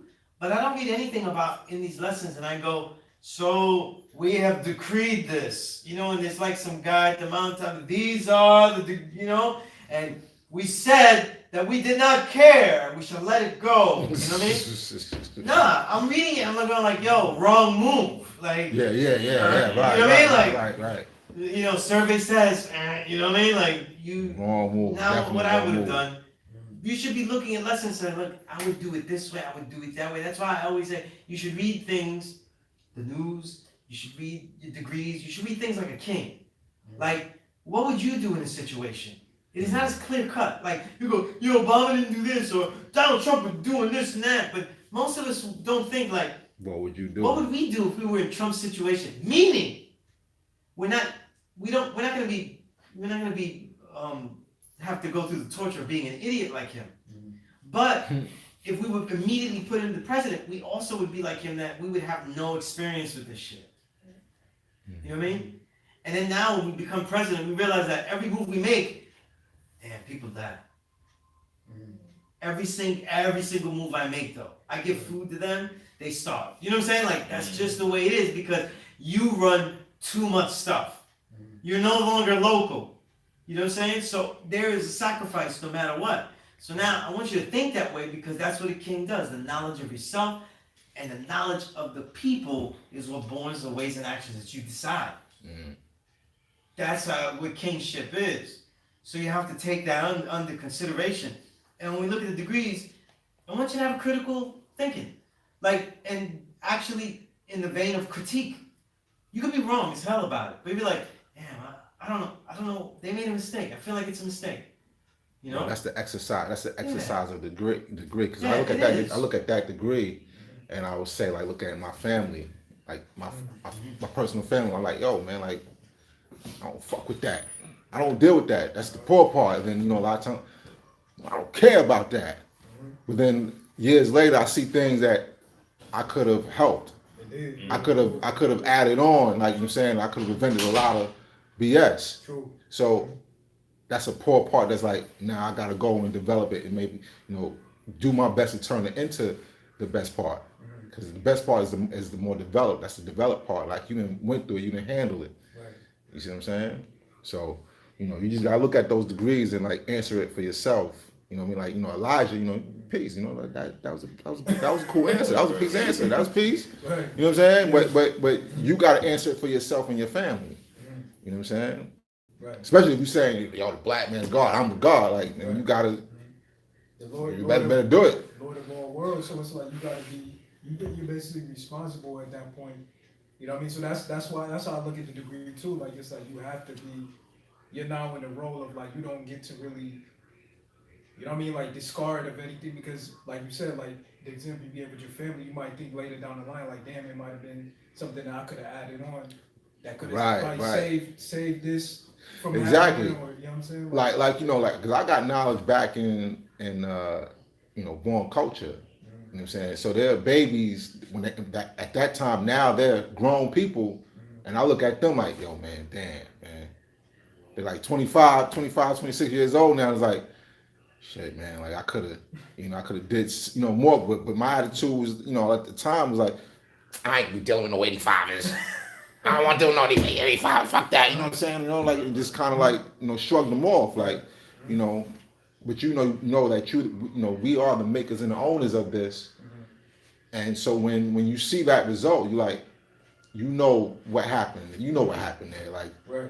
you know, and you see your responsibility in it. You know what I'm saying? Like, just like when you go home and you know, and you see that you got clothes all over the place, you know who did that. You know, it's like, oh, how did my house get so messed up? Like, you know what I'm saying? Like, I mean, of course, you know, maybe you might have a cat there or something like that. Like, you may not personally, you know, you may have some kids or whatever, but you know, at the end of the day, you're responsible for it. You're responsible for your, you know, your life, you know, your home, and putting it all together. You know? And it's just like on Tuesday, you know, when we was in the cipher, the brother was like, you know what I mean, talking about, you know, dealing with the Caucasian. It's like damn, God, come on, man. Like, you know, when I first started getting the knowledge, like I looked at the degrees literally. I'm like, damn, I really don't fuck with white people. But it's like, you know what I'm saying? You can't look at it like that. That's how the Nation of Islam looked at it. And my pops, like I said, he was in the NOI, so I've been went to Savior's Day, and they was, you know what I mean, talking about the white man is the devil. I understand that. But I didn't know anything about a black devil. I didn't know anything about the devil as a mindset. Right. Anybody that could, anything wicked could be, you know what I mean? You know what I'm saying? Like the devil. So it's like damn, God, you could. I'm not saying like you gotta really be on some Martin Luther King, like turn the cheap shit to everything. But I'm just saying though, like. But you gotta know that you're responsible. You know, like you. If you have a weakness, you gotta strengthen that weakness. And if you don't, you could be prone to all types of wickedness. Right. You know what I'm saying? Because you know you let your appetite control you. You go out there and do all types of, be just behind your appetite. You know what I'm saying? So you know,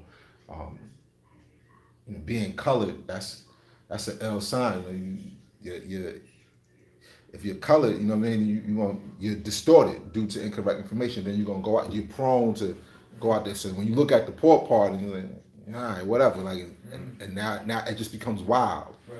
Everything's just wild now. You know what I'm saying? And you're not taking responsibility. You're looking for somebody else to take responsibility. Now that wickedness becomes a part of that weakness, and wickedness becomes somebody else's, you know, problem. You know. Right. Can you say it any better, God? I just, you know what I'm saying? Like, I guess like right now, like I'm trying to figure out, okay, like there's so many different things in the world that's there to throw you off your square. Like, okay, like all of the, if you look at the history with a blind eye, and you like, or one sided, and you like, oh yeah, like the white man this, that, and the third. So fuck him, fuck everything, this, that, and the third. It's like, yo, man, that's also like a cancer. You know what I'm saying? Like develop. That's why I said like I see the devil as like a disease, because it's like once it takes you over, then it's like, yo. And it starts with a thought. Word. You know, a thought that just runs amok. And then now you've seen it in the physical world, and you're not cleaning it up. You're not gonna address it. What you gonna do? Like you just gonna let it be? You know. Nah, I mean, a wise man would, you know, address it. How you gonna address it? You know?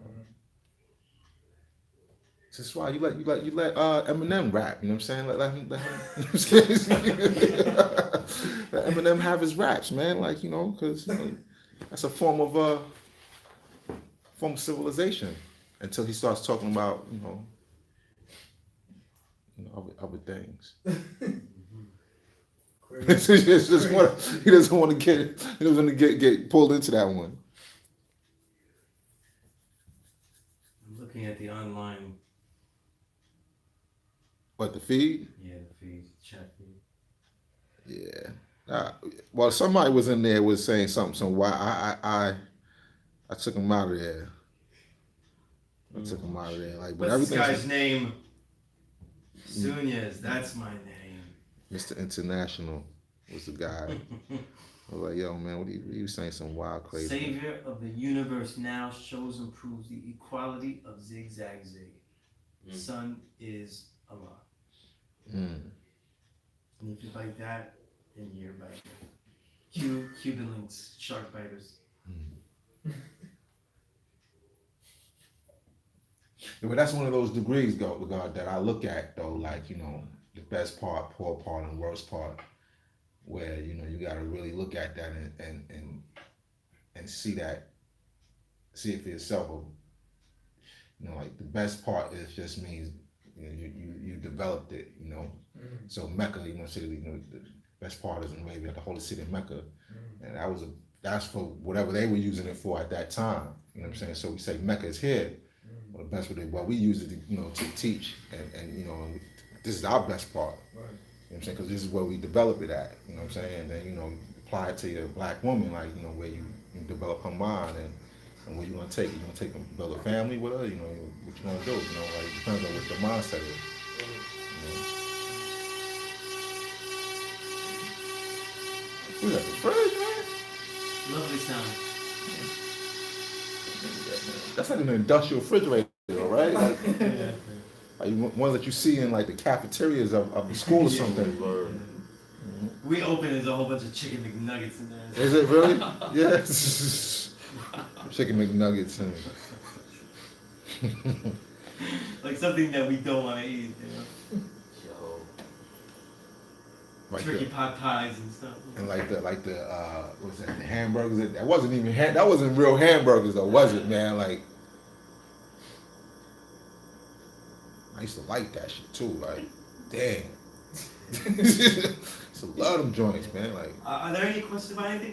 Does anybody on the online stuff have any questions about anything? Let me get it now. If you didn't get a joke, I'm here every week. You know, this is my residence. It's not really a class; it's a residence.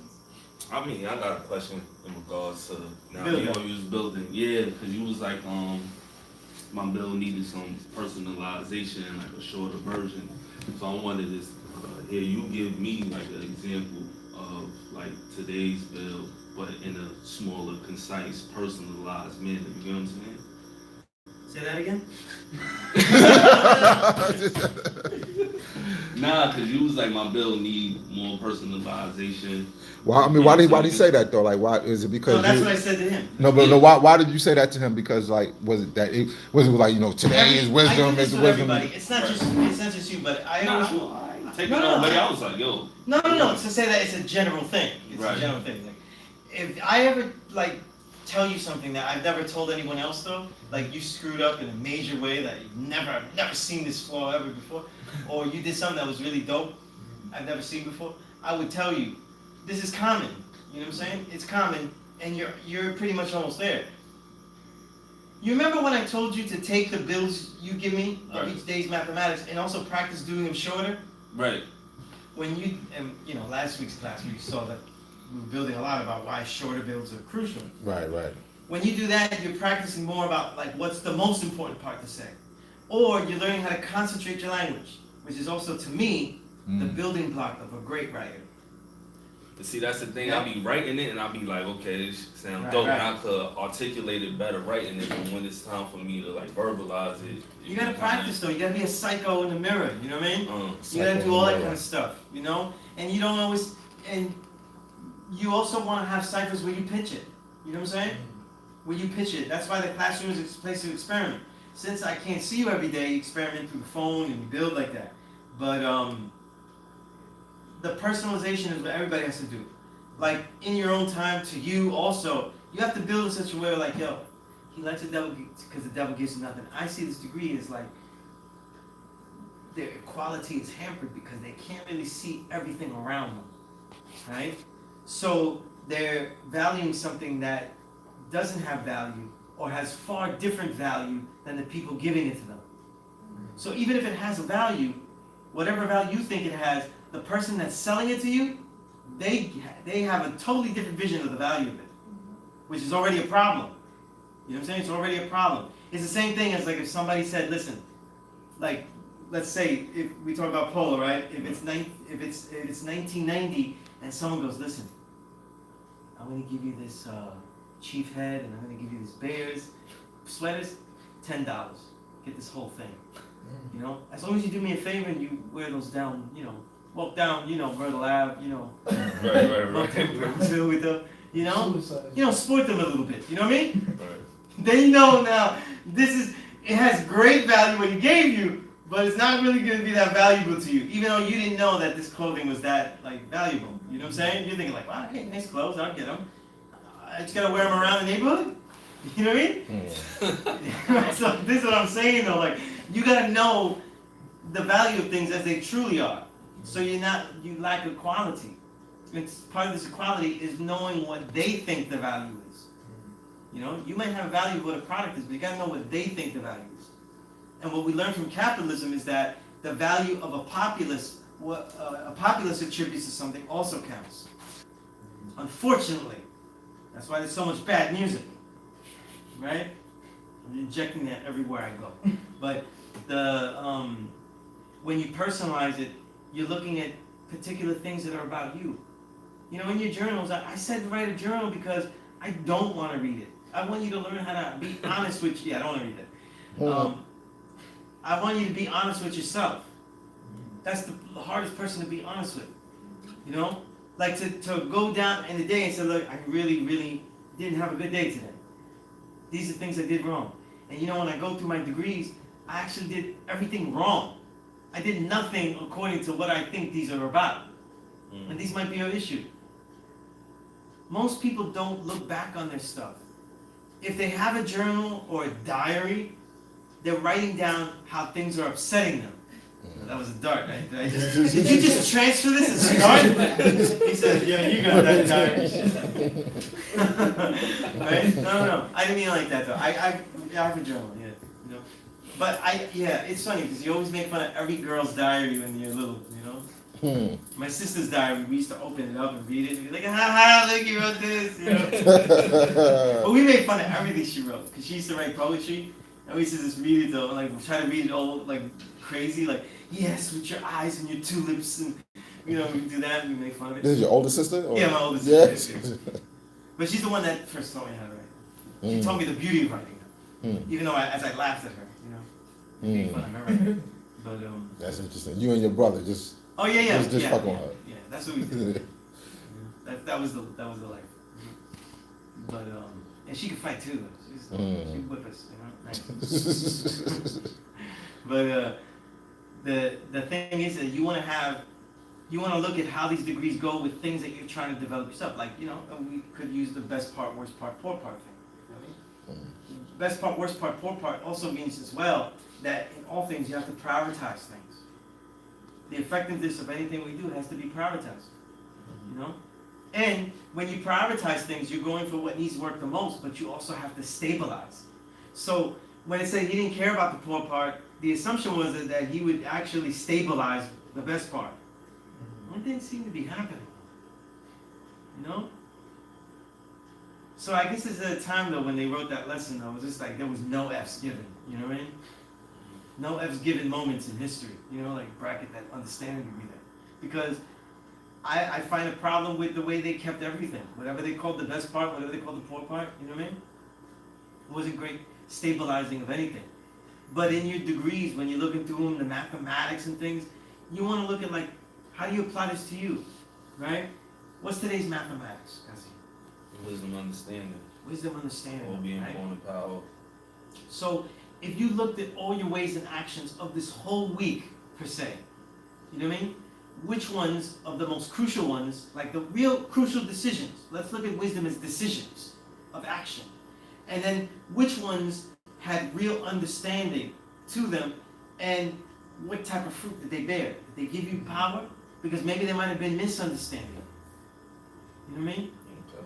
And maybe you might have devalued them yourself. Right? So all these things is how you look at them. That's what I mean by personalizing them. if they're not helping your life though, if you're not having some kind of dominance over the way you make decisions and how you control your life, you know what I mean? And how you control the things that happen in your life, right? How you control your emotions though, how you don't let anyone draw you up. And again, remember we talked about my pedagogy and things like that? No one draws me up in this classroom. Every time, if there's an a-hole that walks in and stuff and tries to get nuts and stuff, it's always on my terms. Everything. And that's how I keep my sanity. That's how I'm able to continue to come back doing it. And that's how, even if sometimes people come out on top in situations that are confrontational, but they spend like a whole week going, man, you said, I knew I had that dude, you know what I mean? You know what I'm saying? And they're doing this all week, and they're stressing themselves out about a situation they didn't okay it. You know? Because now, they thought about it so much, they're like, I can't believe they even dare do it. You saw how I handled it? Can't believe he even dared step to me. You know? So now you stress yourself out about his own daring now.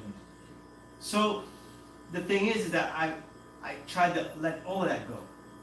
You know? Just like if I'm at the workplace or I'm dealing with situations, right? Because I'm a freelance writer, editor, so I have to deal with situations where people aren't giving work or they're giving work or paying on time, not paying on time.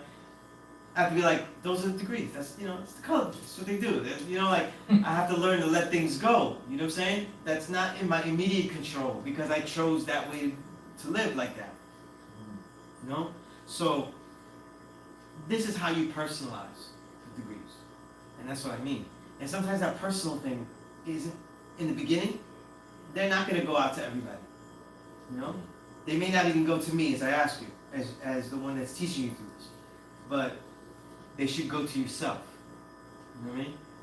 And when you get really good at them, you'll be able to give personal examples to people that you're speaking to because you're comfortable with those personal experiences. And you know how to gauge that. You know, we always, in this social media world, we know how to criticize people. And I said this before, right? You know, and you understand this because you DJ, you do things, right? You could be criticized for your work after it's happened and stuff. At times you don't even know. Like, wow, y'all caught up on that? Like, you know, that was DJ, you know, he skipped the tables one time, you know what I mean? Like, no kind of, you know? He could have gave the best party and then somebody said some dumb stuff like that, right? The thing is, how do you handle that? How do you handle these situations? What do you let go? You know what I mean? Let's just I do that. Like, you know the wisdom degree in the 1 to 10. You know, who's the color band? You seriously gonna go to work now and be like, oh my goodness, this color band. Right? And that's hard. That's a reflex thing. We still do that. I've done that. We're still gonna do that because like it's still like, whoa, you know what I'm saying? Right? Just like if we, and the positive side though, right? We know the original man is God though, but if we watch a basketball game and we see a great move, we still go, oh man, look at that, I can't believe it. No one's gonna go to this like, don't you know your knowledge degree? Like, man, it's God, that's nothing. Everything. Like, that's stupid too. So like, you're gonna be emotional with things. That's just like, it's how you handle them. And being able to personalize your understandings and stuff like that, show you those things and help you prioritize. Best part, worst part, fourth part of whatever I'm gauging. You know, whatever I decide to gauge. Mm-hmm.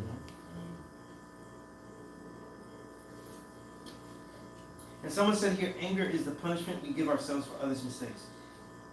That sounds like Confucius or something like that. It sounds good, but for example, I don't agree with it because I don't agree that there's any emotion that's wrong. Okay? Japanese folks should be angry after they threw the atomic bomb in them twice. There's no other emotion you can have. You know what I'm saying? You get what I'm saying? Like, there's not like. No, but how do you utilize that anger? Do exactly. you build yourself up? Like when we go to Four Devils, I don't really like saying, I don't really teach that the Four Devils are anger, greed, lust, and hate, because those are markers. They're markers of your body and your mind. So when those things happen and you notice them, you should be in the moment noticing them, not ignoring that they don't exist. You see? So you can say, I've had a bout of jealousy. I must eradicate that immediately. I'm not jealous. I love everybody. I love this whack rapper's success. You know what I'm saying? Like, it's great. I want everybody to get money. You know, like, we have to see those posts and you don't want everybody to get money. I don't. don't want everybody to get money. I write these pieces and articles because I don't want everybody to get money. Okay? If I think you suck, I don't want you to get any money. Damn. Just the way it is. I want you to be broke. I want you to decide that this is, I'm going to hang it up, I'm going to do something else. Right? Because there's someone else that is not making money because you're making money with that shit. You know? That's what I'm thinking about. But the point is, though, is that these emotions that we're calling devils, you start to think that you gotta eradicate them, like kill them, like, I will chop jealousy in half. You know what I mean? It doesn't work that way. You know what I mean? If you have hatred, though, you have to start thinking about, why do I have hatred? Because it's not something that you get rid of, it's something that you have to learn, and it will surface again, not because you're an alcoholic of, you know, you're not Haters Anonymous, you know, like, peace, my name is Sunez, I'm a hater, you know what I mean? You know what I mean? It doesn't work that way. Hate is a real thing, it's gonna come about, you know what I mean?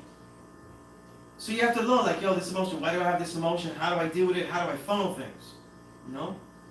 The father, though, he was such a great teacher because he was funneling all these youths massive amounts of energy and all these things that they were doing, and he was funneling it. We have to learn how to funnel our emotions and then see why do we have these emotions and then deal with them. So they're not markers where you get rid of, they're markers where you start to see, like, yo, how do I deal with that? How do I address this? Why am I having this? Why is it overriding other things? Because it would be also freaky too if you were like, I only have love in my heart. You know, like those, you know, like when you meet Christians like that, they'd be like, I only have love in my heart. Love for Jesus, love for you, everything. And they're like, I still love you too, and Jesus loves you no matter what. No, sorry, like, you just quit survival here, like, you know, you're about to get pounded out, like, that's not love at all. You know what I mean? And when you're showing some sick trait here, it's not love. Because now, if I show him real love, though, like, you're giving me the same amount of love you gave this guy right here that punched you out? That's not equality. Because equality doesn't mean sameness, right? It means a balance, right?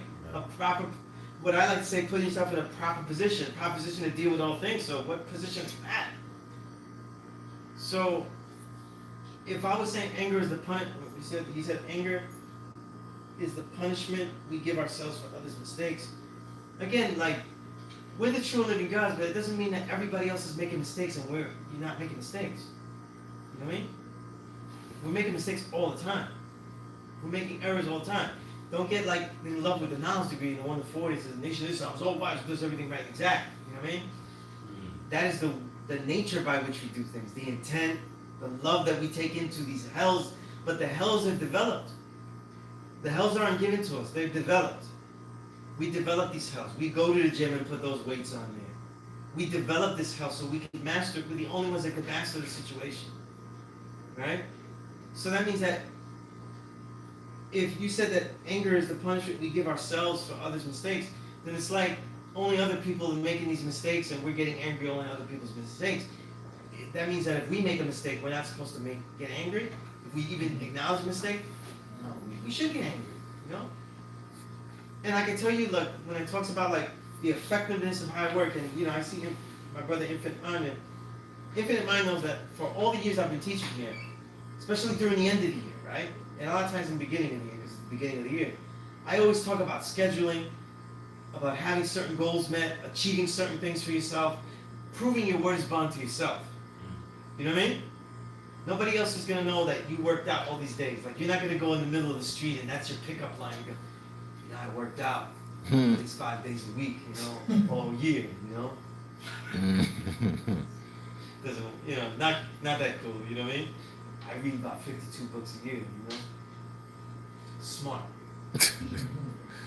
Or what do you, DJ Khaled in the street, you know what I mean? I'm smart, I'm loyal, you know, like, weird, you know what I mean? So the thing is, you have to have these things for yourself, and you have to keep your word to yourself. But like I always tell everybody, if you don't, in my own goals, like in my own calendar, I have a list of things that I have to do every day, and I intend to do. I fail every single day, and every single night I'm pushing things to the next day. Like, this is due Friday, this is due Saturday. You know, I'm doing that all the time because some things will get pushed back righteously, right? Like my kid wants to play, like, the hell with this calendar, right? We'll do this some other time, right? But then some things I'm like, you know what? Maybe I'll just listen to music and just, listen to music. I'm not doing any writing. I'm not writing on it. I'm doing nothing. Whatever it is, right? So you don't achieve every goal. And they met their goals that I want to achieve and I need to achieve. Get mad at yourself. Use these emotions. Use the varying emotions. Be a real person. Have all these things. They're in the wheelhouse for you to use. They're for you to direct you. The anger is supposed to inspire you. You know what I'm saying? If you see hatred, then you have to see like, okay, why do I have hatred for these things? Are they worthy of hatred? And how do I focus that? How do I focus that? Because that's a very draining energy right there. So the thing is that anger is useful, but it's also the most draining energy. It'll drain you, and so it's usually almost always wasteful. But it doesn't mean that we make a rule or we say like, it's a punishment we give ourselves for others' mistakes. I would hope that you're not punishing yourself for others' mistakes. You know what I mean? Right? That sounds like we're watching a game though. They don't hit that shot though. It's like, God damn it! Like that's what that is. You know what I mean? Which is not really a problem unless you bet it on it. But the thing about it is like you should have all the emotions. You should be aware that all these emotions are in you. You know what I'm saying? Right? God sees a whack DJ up there. I mentioned DJ Khaled, right? That's a whack DJ. I don't even know what he does. I've never even seen him touch. I actually have, This is amazing. Your travels are extraordinary. I actually have. They ain't used to fuck with the dance floor shit, so I've seen them play like sounds. These are origins. Yeah, these are origins of a sellout. Yeah. You cannot sell out unless you're in. Because remember, selling out is a payoff. You have to out. That means you were in. You know what I'm saying? Like a lot of these kids. Like, Yo, Sunez, man. Come on, man. Sunez, man. Damn, Damn, down man. the Old Town Road, and that's his first single. Yo, That means he man. bought in. So he's a buy-in. He's just a product buy-in. It's not sellout. These young kids now, they're not sellouts, though. They've been told what the formula is, and they're like, I just want to be in that formula. I'll dance all day. You know what I mean? And they do that, but if you were really in it, you were really doing stuff, and now you just totally change and do something that is totally talentless, yeah, it's selling out. You know what I'm saying? Oh, let me say talentless, man. I mean, Well, Surya. I mean, you know what it is. I think Purist, man. Showing. I think anybody, making money off not using any talent. Anybody gets to a certain level, I think Surya, you're like, all right, you done got to a certain threshold, you're whack. That's it. No, you done got to the you done made a couple of $1,000. You're whack now. It's a good byline rule. Right. It's a good byline rule. So it's true. So this is like once you I look at the guy's sales and I go, oh my God. yeah. Once like he shows like some level of capitalism, it's like I now. love Raekwon the chef. Okay. And all his bars are about capitalism and making money and hustling in the street. Okay. The thing is though, no, but I really look. I have always written, and I whatever I say is this element of hip hop I made for myself as a writer, as a creative writer, writing about music. I write about it as it should be, and I see that it should be a counterculture, not a subculture, not a part of black pop culture. So there's a lot of stuff that gets tossed out under that umbrella. But if guys blow up and stuff like that, I appreciate it, you know what I mean? But I end up being the one that has to say it. So if I like Griselda blowing up, I also have to be proper. And when West Side Gun or Griselda and they say like, yo, we're the greatest crew out there because we're the only ones that give you like multiple projects in the year and stuff, I'll be like, well, that's just incorrect, you know what I mean? So I have to correct things that are incorrect, you know? But, like, look, I love Rock Marciano. To me, that's pop music for me. He made Rock Marciano pop music. That's a great one. Oh, Pop music. Shit, man. I love Common's pop music. Common's pop. Well, Common's more pop than rock, though, man. Like, yeah, more pop than rock. But they still have integrity. They still have integrity in the work. You know what I mean? there's a difference between artists doing work I don't like and artists doing work, or artists doing their worst work. Like, so, because every single artist that has made massive amount of works, they strike out. Or they make experiments and strike out. But selling out to me is a little bit different. Says Sunez wildin', man. Yeah, he is. Yeah, man. I am the worry, though. I do worry about these things. I am the worry. It is never the worry that's in there. But, by the way, there's an incorrect thing written here. Might as well correct that. Battle rap is battle rap. If you let the devil in the cipher, the N-word is okay. The N-word is not okay. It's only okay to people that let it fly. I've been in tons of ciphers in hip hop. I've never seen white folk use the nigger word and be allowed to. Partly because I'm in that cipher. I don't allow it, But again, that's not something that's allowed though. And music is culture. We make up culture for the world to use it and to express themselves. So we found a great way to express ourselves, and the greatest thing to do is let everyone else be able to express themselves with it. So why wouldn't you let white folk rap? You know what I mean? Mm-hmm. A lot of times white folk that rap and do hip hop, they have better principles of ethos than white people that don't rap. The most ethical white people I've met rap. It's fact. I mean, I would say it's part of because civilizing. It's in because it's in the ethos of the culture. Like creativity is in the ethos. So now you're not biting and you're not taking from another man. That's meal tickets. So you're not copying. All these things become principles that men live in their daily life. They'll live it in regular activities beyond just writing lyrics or making music. So it does affect people's way of lives, But yeah. So what do you think about your old Droog? There's some people that I know that I really respect their opinion, that they like him. So wait, you don't like him? You don't? No. I didn't say I didn't like him, but that they like him. They like him. I'm asking you, but do you? No, I know. I'm giving you the runaround. So get back to it.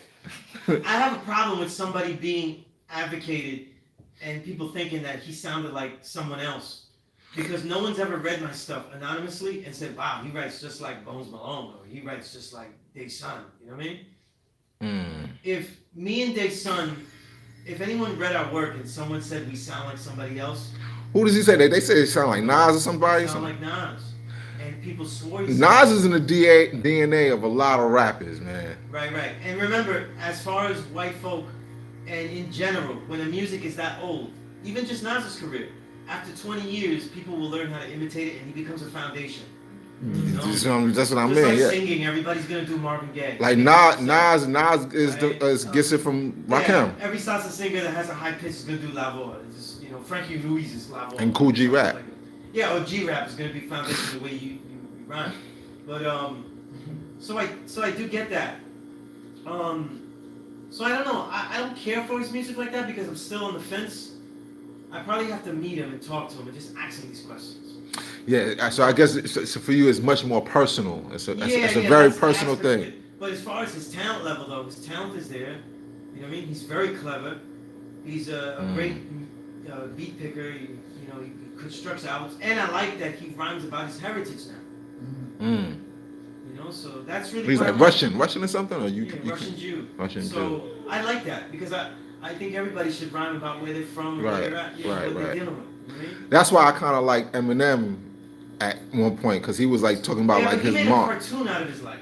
He did. No, he did. But listen, when I first, like I said in my show a long time ago, when I first heard Eminem's first song, the one, demo, someone played it to me anonymously. So my name is Giant. No. Where he buries his baby mama with the baby with him. I just don't give a fuck. Whatever that song was, who cares, right?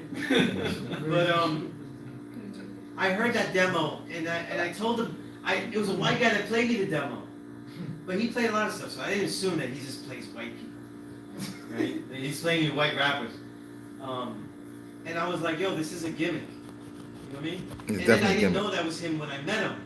And I met him at a freestyle at a different radio show, and I thought he's funny, but I don't think I would buy that just because it's funny. That punchline jokes, but I don't like joke raps. You know what I'm saying? I like hardcore shit. Right, yeah. The tough stuff, lyrical stuff. So I was like, it's nice, you know. I'm like, but he wasn't doing that. I'll battle you, but you know, everything was respectful. You know, he shook everybody's hand. He was always respectful in the ciphers. You know, that 8 Mile tough stuff where he's in the mirror and I'm not doing none of that stuff. You know, because I got to, and you know. Yeah, that became annoying. That became. He's not going to cipher and saying, "Look, I will destroy your whole existence, and you will cry and leave at the end of the show." That doesn't happen. That wasn't happening in the '90s, you know. And if it happened in Detroit, shame on Detroit, you know. And I know because Bronze is there. Man, Bronze is there. No, I don't. You know. But your old Judy has talent, though, so I'm not mad that he raps or anything like that. Zach ignores the truth, though, when it comes to white rappers. He's the best. It's just plugging my man out there. I haven't heard. I'm gonna check him out, man. Yeah, your old Judy's small potatoes. Zach ignores. You know, if you're gonna go. I don't know. So yeah, I mean, white our opinions like kind of like really contrast when it comes to certain things, man. But you know, I'm gonna check them out for you though. Yeah.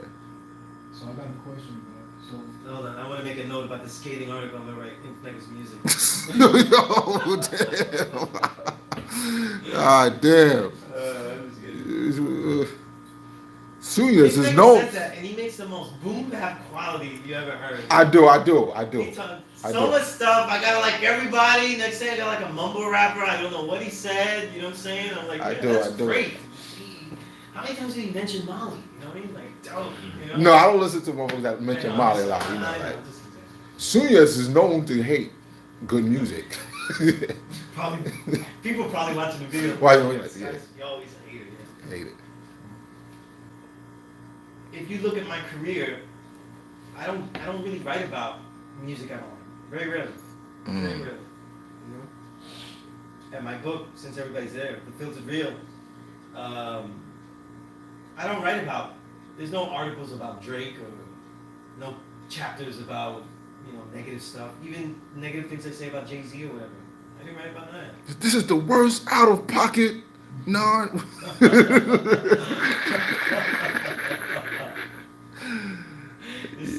Solar really is the worst rapper ever. It's really horrible. Because, you know, you would think, right? In all other fields of entertainment, art, right? If you sing that bad and you're next to a great singer, like, this is the equivalent of, like, me singing next to Whitney Houston. And I'm like, I'm still giving it a shot. I don't give a damn. And then, you know, I'm singing and she's singing too. It's just disrespectful. Like, you'd be like, you know what I mean? You wouldn't do it. It's just like, okay, nice try, Marvin. It's my turn now. You know what I mean? No one does that. But in rap, everybody does that. No one has that, like, respect like that, you know? No one would do that, you know? No one would be like, you know, be right next to Michael Jordan and be like, yeah, that's a nice dunk. It's because you're tall. Check this, you know? And then you go and do a layup, you know what I'm saying? So, see, that was harder. Because I'm 5'4", you know, like, nobody does that, you know what I'm saying? So, you know, like, only hip hop has that level of disrespect for like MCing, where everybody thinks they can just talk and if the things rhyme at the end, it's good, you know? No, it doesn't. Stop it. And then you online, if you're thinking about rapping, just forget about it. You know? Forget about it. Because you probably write better prose and poetry and stuff than you do that. You know? And a lot of the great MCs, they started writing poetry first. Learn how to write first. I don't want to hear about how you destroyed everybody. And then their whole hood is still standing, you know? They destroyed everybody, but the hood, you walk through it, everybody's still standing. There's no impact, you know? I don't know what they did, you know what I mean? I don't know what they did. People are rhyming in every corner. No one's scared of rhyming. Like, it's really not like you said, you know? Right? Everybody's as is. But yeah, people can sell out, you know what I'm saying? And at varying levels, you know what I mean? Snoop Dogg sold out countless times. But I still like Snoop Dogg. Because he's likable. It says, do you like Wu-Tang Clan rap? Wu-Tang Clan rap. Everything in Wu-Tang Clan is good. Wu-Tang Clan makes many mistakes. RZA has made many mistakes. But great artists make many mistakes. Miles Davis is my GOAT. He has lots of albums where I go, I don't understand this. This is crazy. When you study his funk era, like in the 70s and stuff, those records are wild. But you appreciate him over time and stuff, you know what I mean? Like what he was trying to do, the experiment, so I like RZA experimenting, you know what I mean? It's hard. It's Yeah, I hard mean, I don't know because- that Bobby Digital stuff, kind of. I mean, it was cool, but it got. Well, he maybe, see, that's the thing, he may have, I think he stretched it out too long. I thought 2 albums was good enough. Right. I love the first 2 albums. And the third was okay. I probably could do only one. Yeah, well, I love the first 2. And then the third one was okay, had some great songs on it. And then the fourth one was really, like, it was hard to, you know, it's not his level. You know? Mm. But, again, all things are difficult. Art is difficult to make when you learn more about art. Hmm. You know? More writers, when they learn about grammar, all of a sudden they get stumped. You know? Because they forget that they are supposed to learn it and break the rule. But they were breaking the rule because they didn't know no rules. Then when they learn the rules, they don't know how to write. Like with the same edge. Because now if they break the rule, they're doing it more deliberately. You know? So it's always difficult, you know? Again, there's always, having knowledge to wisdom is a very difficult transition in all things. And you see it in art, you know? The more you learn, the more it is difficult to translate that things to your own sentiments, your own way. You know? And that's why, you know, and that's why I joke, but I want everybody to engage. Like, I say that because mostly everybody has tried rapping, and it's very rare. But if you never tried to rap, I would tell you to rap. You know? I want people to try everything. You know? It's just that, you know, that's never happened where a kid comes to my class and goes, yeah, I've never tried to rap, you know what I mean? We all try. We all try to sing, rap, you know, jump as high as we can, hit a ball, right? You know, and then we failed at all those, and now we do something else. You know? Right? Hmm. We didn't get rich. You just said going from knowledge to wisdom is difficult, but just in the sense of the word, when I looked up wisdom today in the dictionary, Mhm. I just like looking up the words and the alphabets and all that.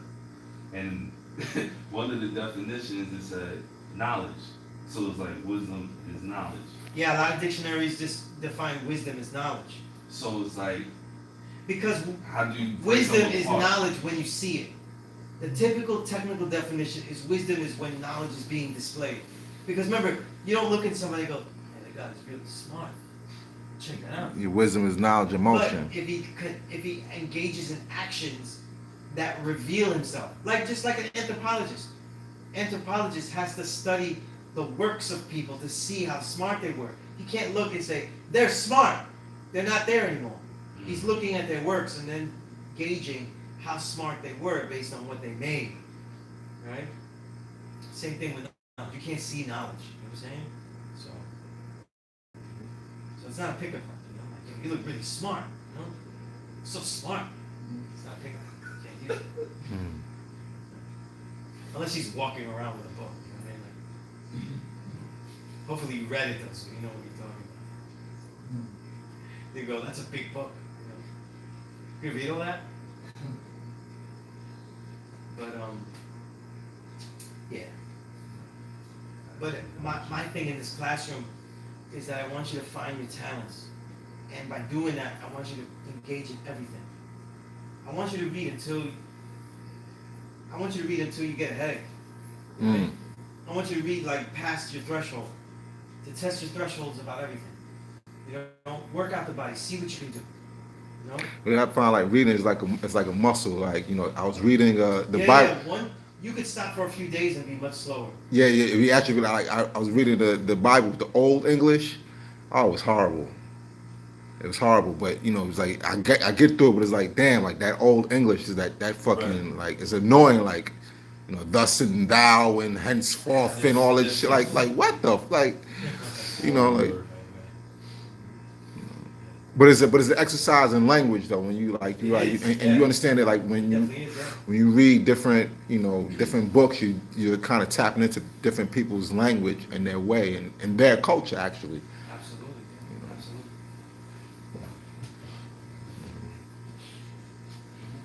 And you know, one of the ways to engage in different things immediately is to read different types of books. That's why I have you read different types of books. You know, you should have your history book, your science books, creative literature, poetry books. Like, you know, some people come in and they're well read and they've never read a poetry book. You know, it's a different mentality to read a poetry book because you're not reading it to just absorb info and stopping at insights that you get or that you want to capture. You know, you're reading it for the artistry of the word, where the word is placed, how it looks on the paper, all of these things. You know what I mean? So, That's kind of like the Bible. yeah. So the Bible's written very beautifully as far as the beauty of it. And so when you read a poetry book, though, you're like, oh, this is real quick, though. I'm gonna knock this out. Like, it doesn't work that way. You know, you don't knock it out. You gotta look through. You know, you gotta read that way. Read it in such a way you can appreciate it, study it. You know what I mean? And so some poetry, like Langston Hughes, would seem simple. You could speed through it, and you would lose all of the essence and the quality of it. You know, because he doesn't write with a high, you know, a complex language or high vocabulary. You know what I mean? Much like Tupac. That's why I would say Tupac is the Langston Hughes of rap.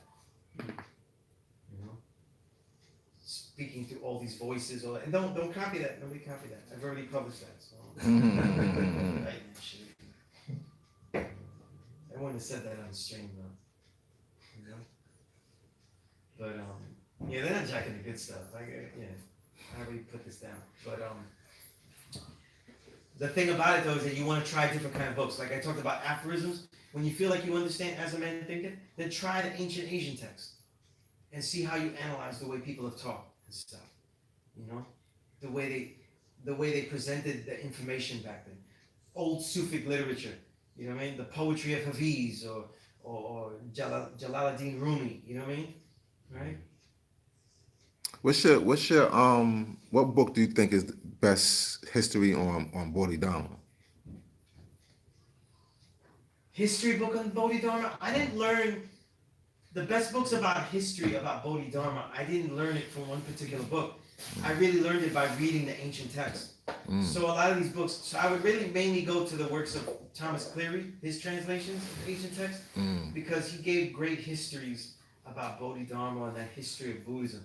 You know, so when I engaged in Buddhism, I was more interested in reading the actual text that they had first, as opposed to reading a person's history of those texts or of the times. So I went that route.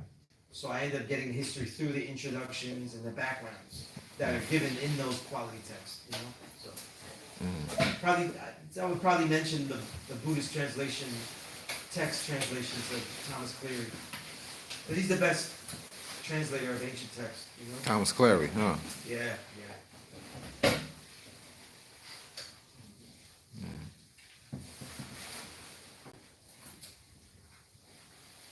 Somebody asked me what makes an LP classic.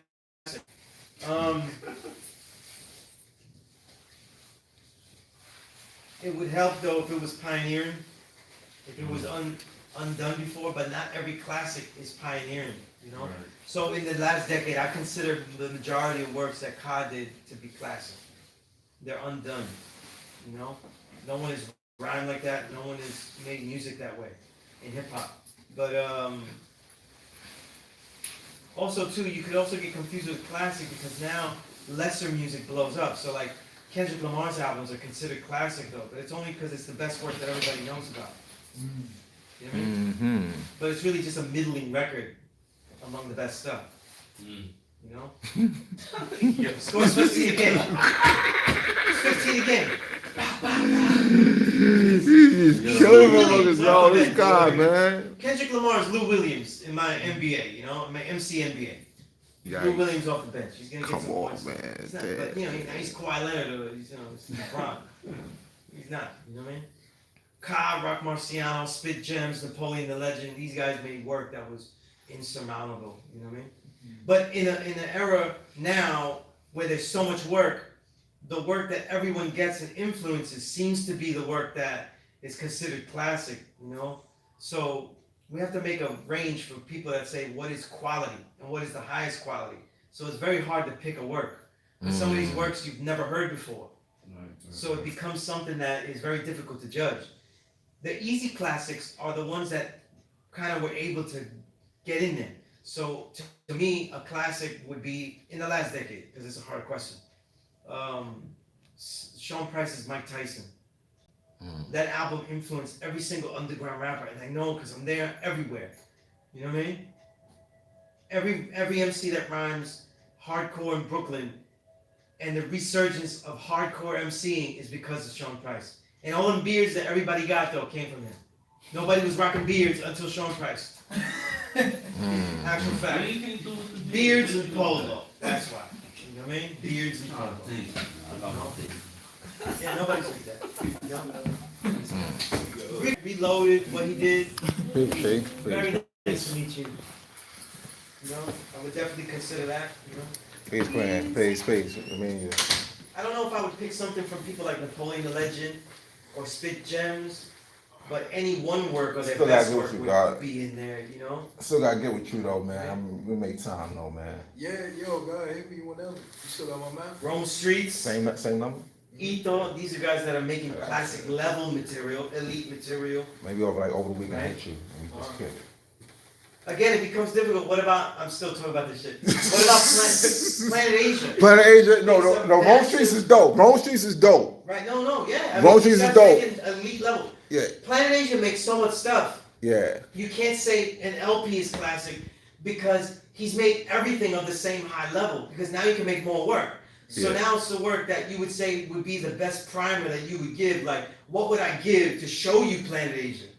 So then it could be like, I might want to highlight him lyrically, so I might give you the one he did with Apollo Brown, the Anchovies.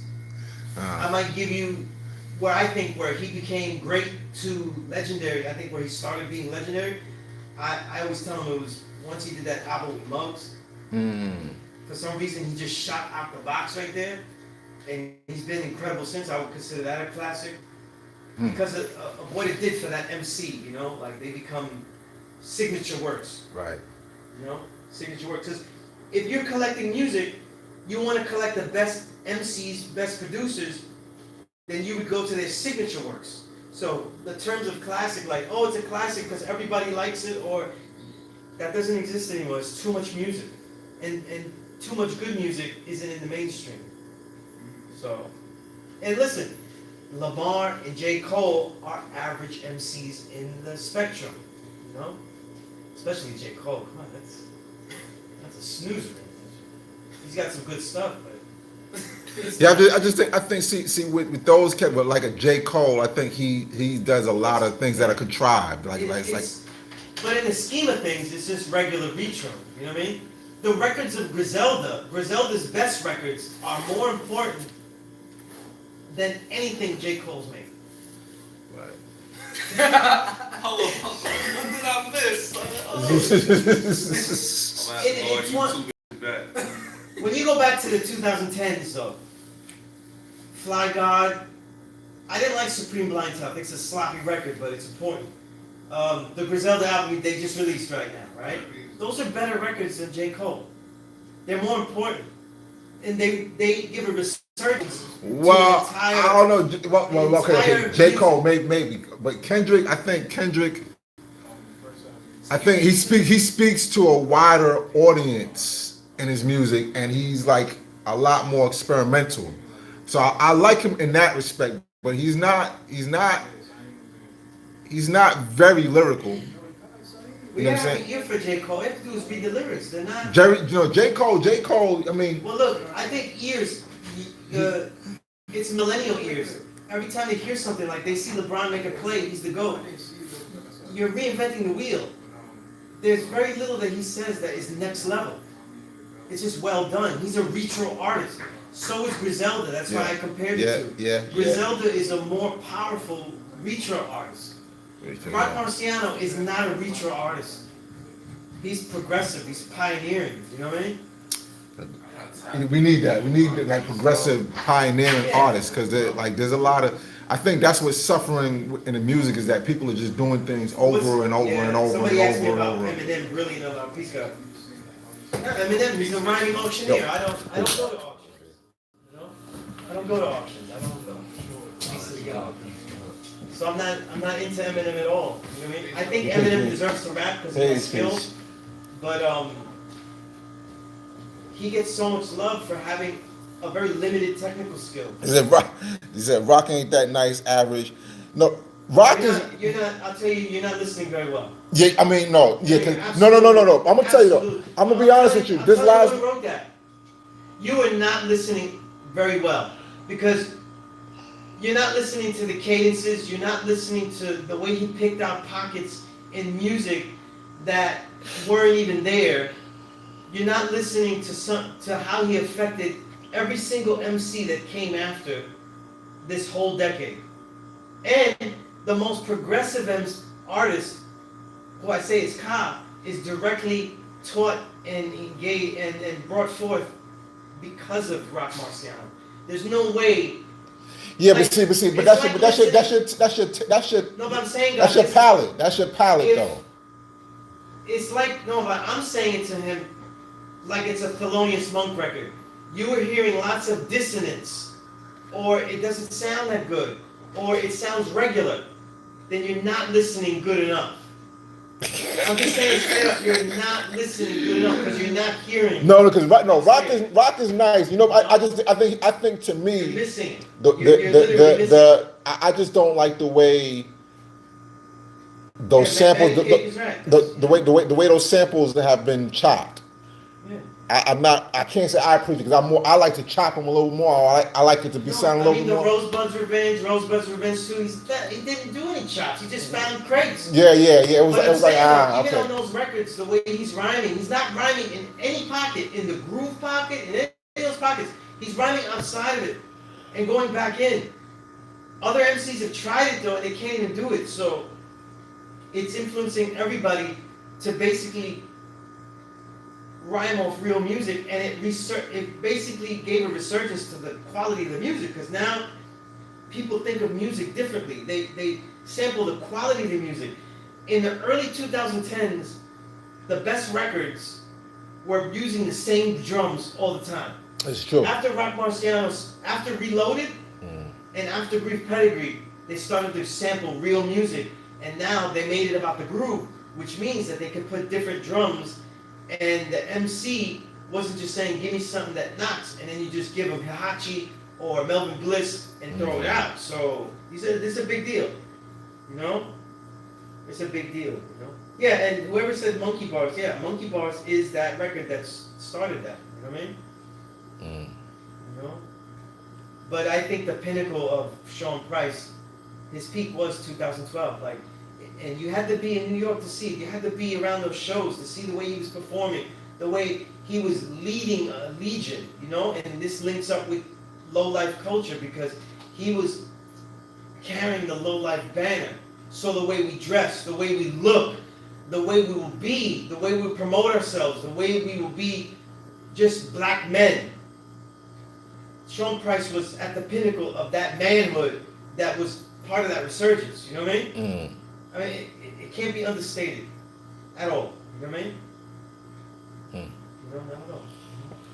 No, I fuck with rock though. I fuck with rock, you know.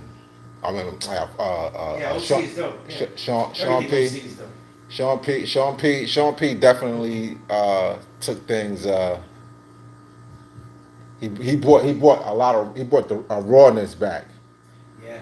A And that's rawness. why, like, Rosebud's Revenge, you can hear, like, it's a sloppiness to it. And that became, like, why people liked it. Why I liked it. Because there's actual errors on it. Even he admitted. There's, like, errors that you would have fixed, you know? Well, that's interesting because that's why I like Jay Dilla's stuff.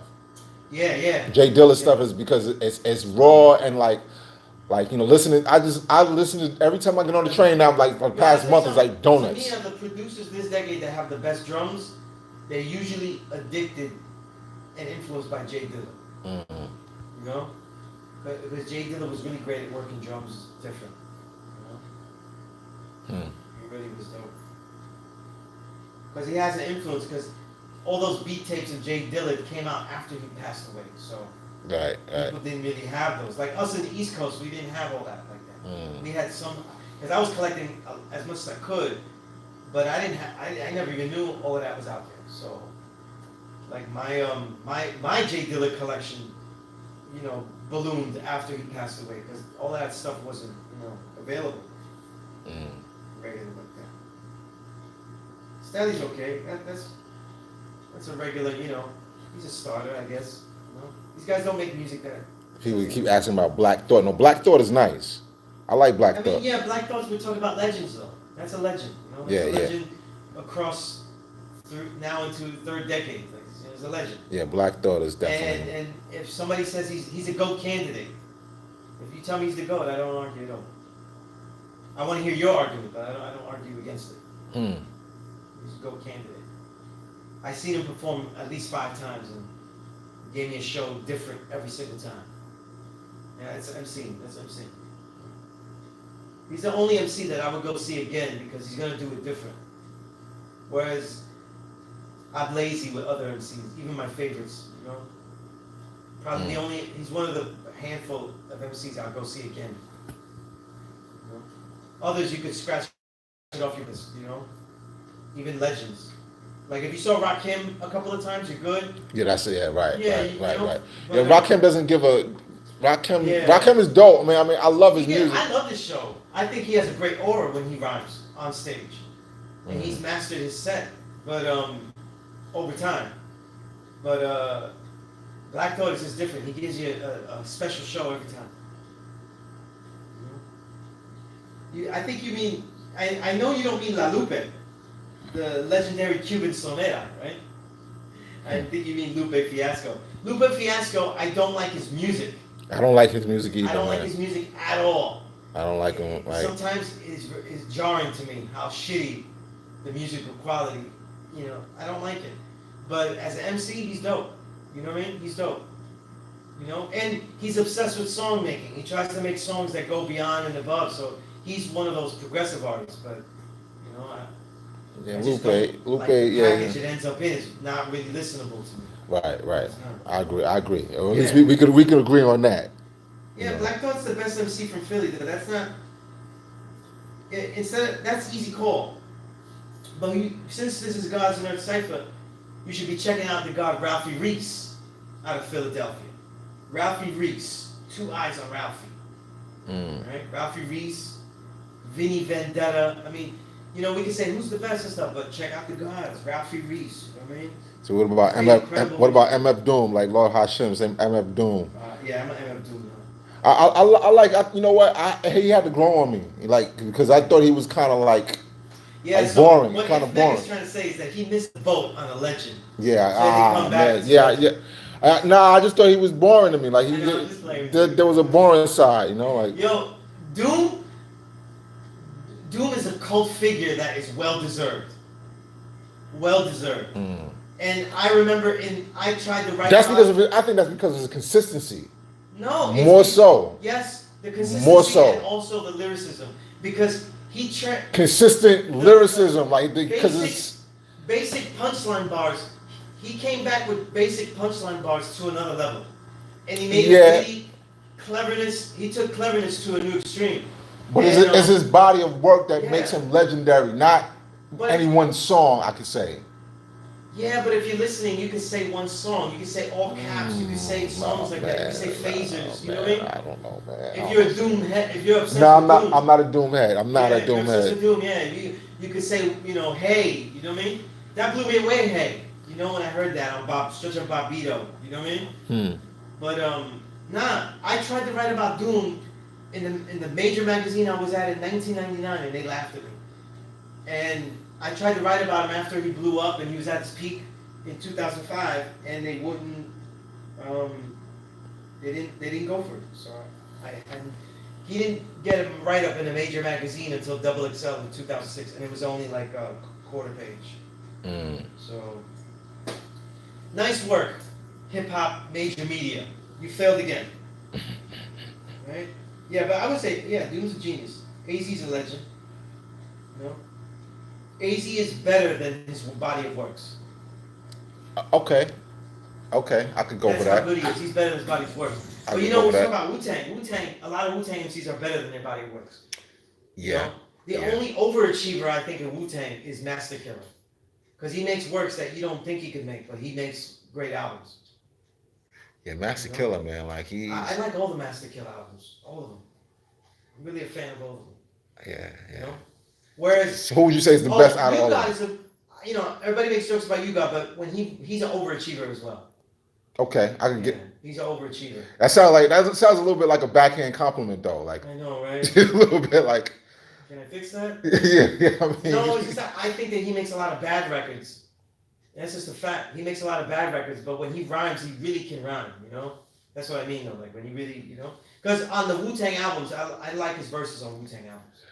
yeah, because yeah, I think Ghost was trying to say something And like the Prince, yeah. he's like a catch-up nigga, like a condiment, Yeah, like he's not whoever like said that, Ashi Shukuteki, Doom's lyrics have layers. I don't know where you're taking Infmega's playbook. And he reconstructs cadences. That's an excellent observation. He does do that. You know, that's why he's dope. You know? I don't know. I mean, you know, I'm somebody. I mean, I listen, I tap in. I'm more of a artist where I'll tap in, but if it doesn't keep me for too long, I was like, okay, yeah, you know, Yeah, Jacine, Big doesn't get mentioned because Big is a GOAT candidate that major media made us mess with. I don't consider Biggie a GOAT candidate at all. Not in the You said slightest. who's this? Biggie? Yeah. Ah, Not in one iota. Because Biggie's a major technical talent. Okay, technical. I like He's a that. technical talent though, but he had almost nothing to say. Wait, is this a class? Okay, Yeah. listen. Oh man, all my students went home. You want to Yeah, talk man. Like the class is like, oh, we kicking it right now. You know what I'm saying? We're just It's kicking just it. a class. Alfonso Brown that- though. Yeah, but I want to say, like, somebody was asking about You're late to school.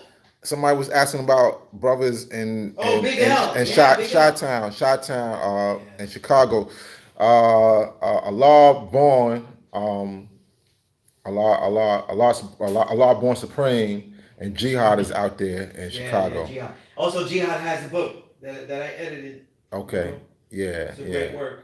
I think Jihad is a little, upset with me, man, because I didn't shout him out. But Oh, okay. well, no, I didn't know. I mean, and I went to Chicago and I didn't see him, but twice. But he's I don't always know, busy in Nice school. and Smooth are legends though. They're great stuff, you know. And Vinnie Paz shouldn't be mentioned in greatest MCs on any level. Vinnie Paz is an overachiever, and he was done overachieving a long time ago, in my opinion. Inspector Deck makes good records, not great records. I don't really care for his work on The next Parliament is Sunday, the 26th. Wisdom Equality Day. That's all good, Alfonso Brown. We're just getting on. Yeah, You know, that's just throwing darts. Ahi. Well, look, Shukut- A Musadik, Shukuteki. Big is nice, but he didn't have a large body of work, so it is what it is. Big Pun didn't have a large body of work, right? But I consider Pun a GOAT candidate because Pun had technical and lyrical abilities that he was able to display that you could say someone could tell me he's GOAT because of his talents, his natural talents. And I would say, yeah. There's absolutely nothing that Big Pun couldn't do. Whereas with Biggie, there's a lot of stuff that he couldn't talk about. If you listen to Big Pun records, and if you knew about Big Pun, which I did, and I learned a lot from his family and everything like that, and the artists that work with him, Terror Squad, everybody, there was a lot of stuff. Big Pun was extremely well read, and he was really smart. You know what I mean? Mind you, the hardcore verses that you hear on Yeah Baby, for example, he wrote that in the early '90s.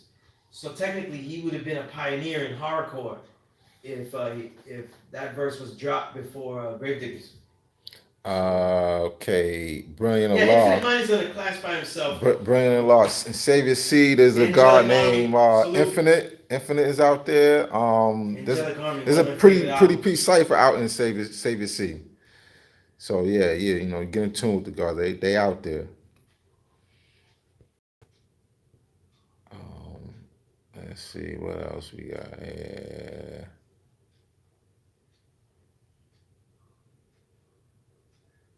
Yep.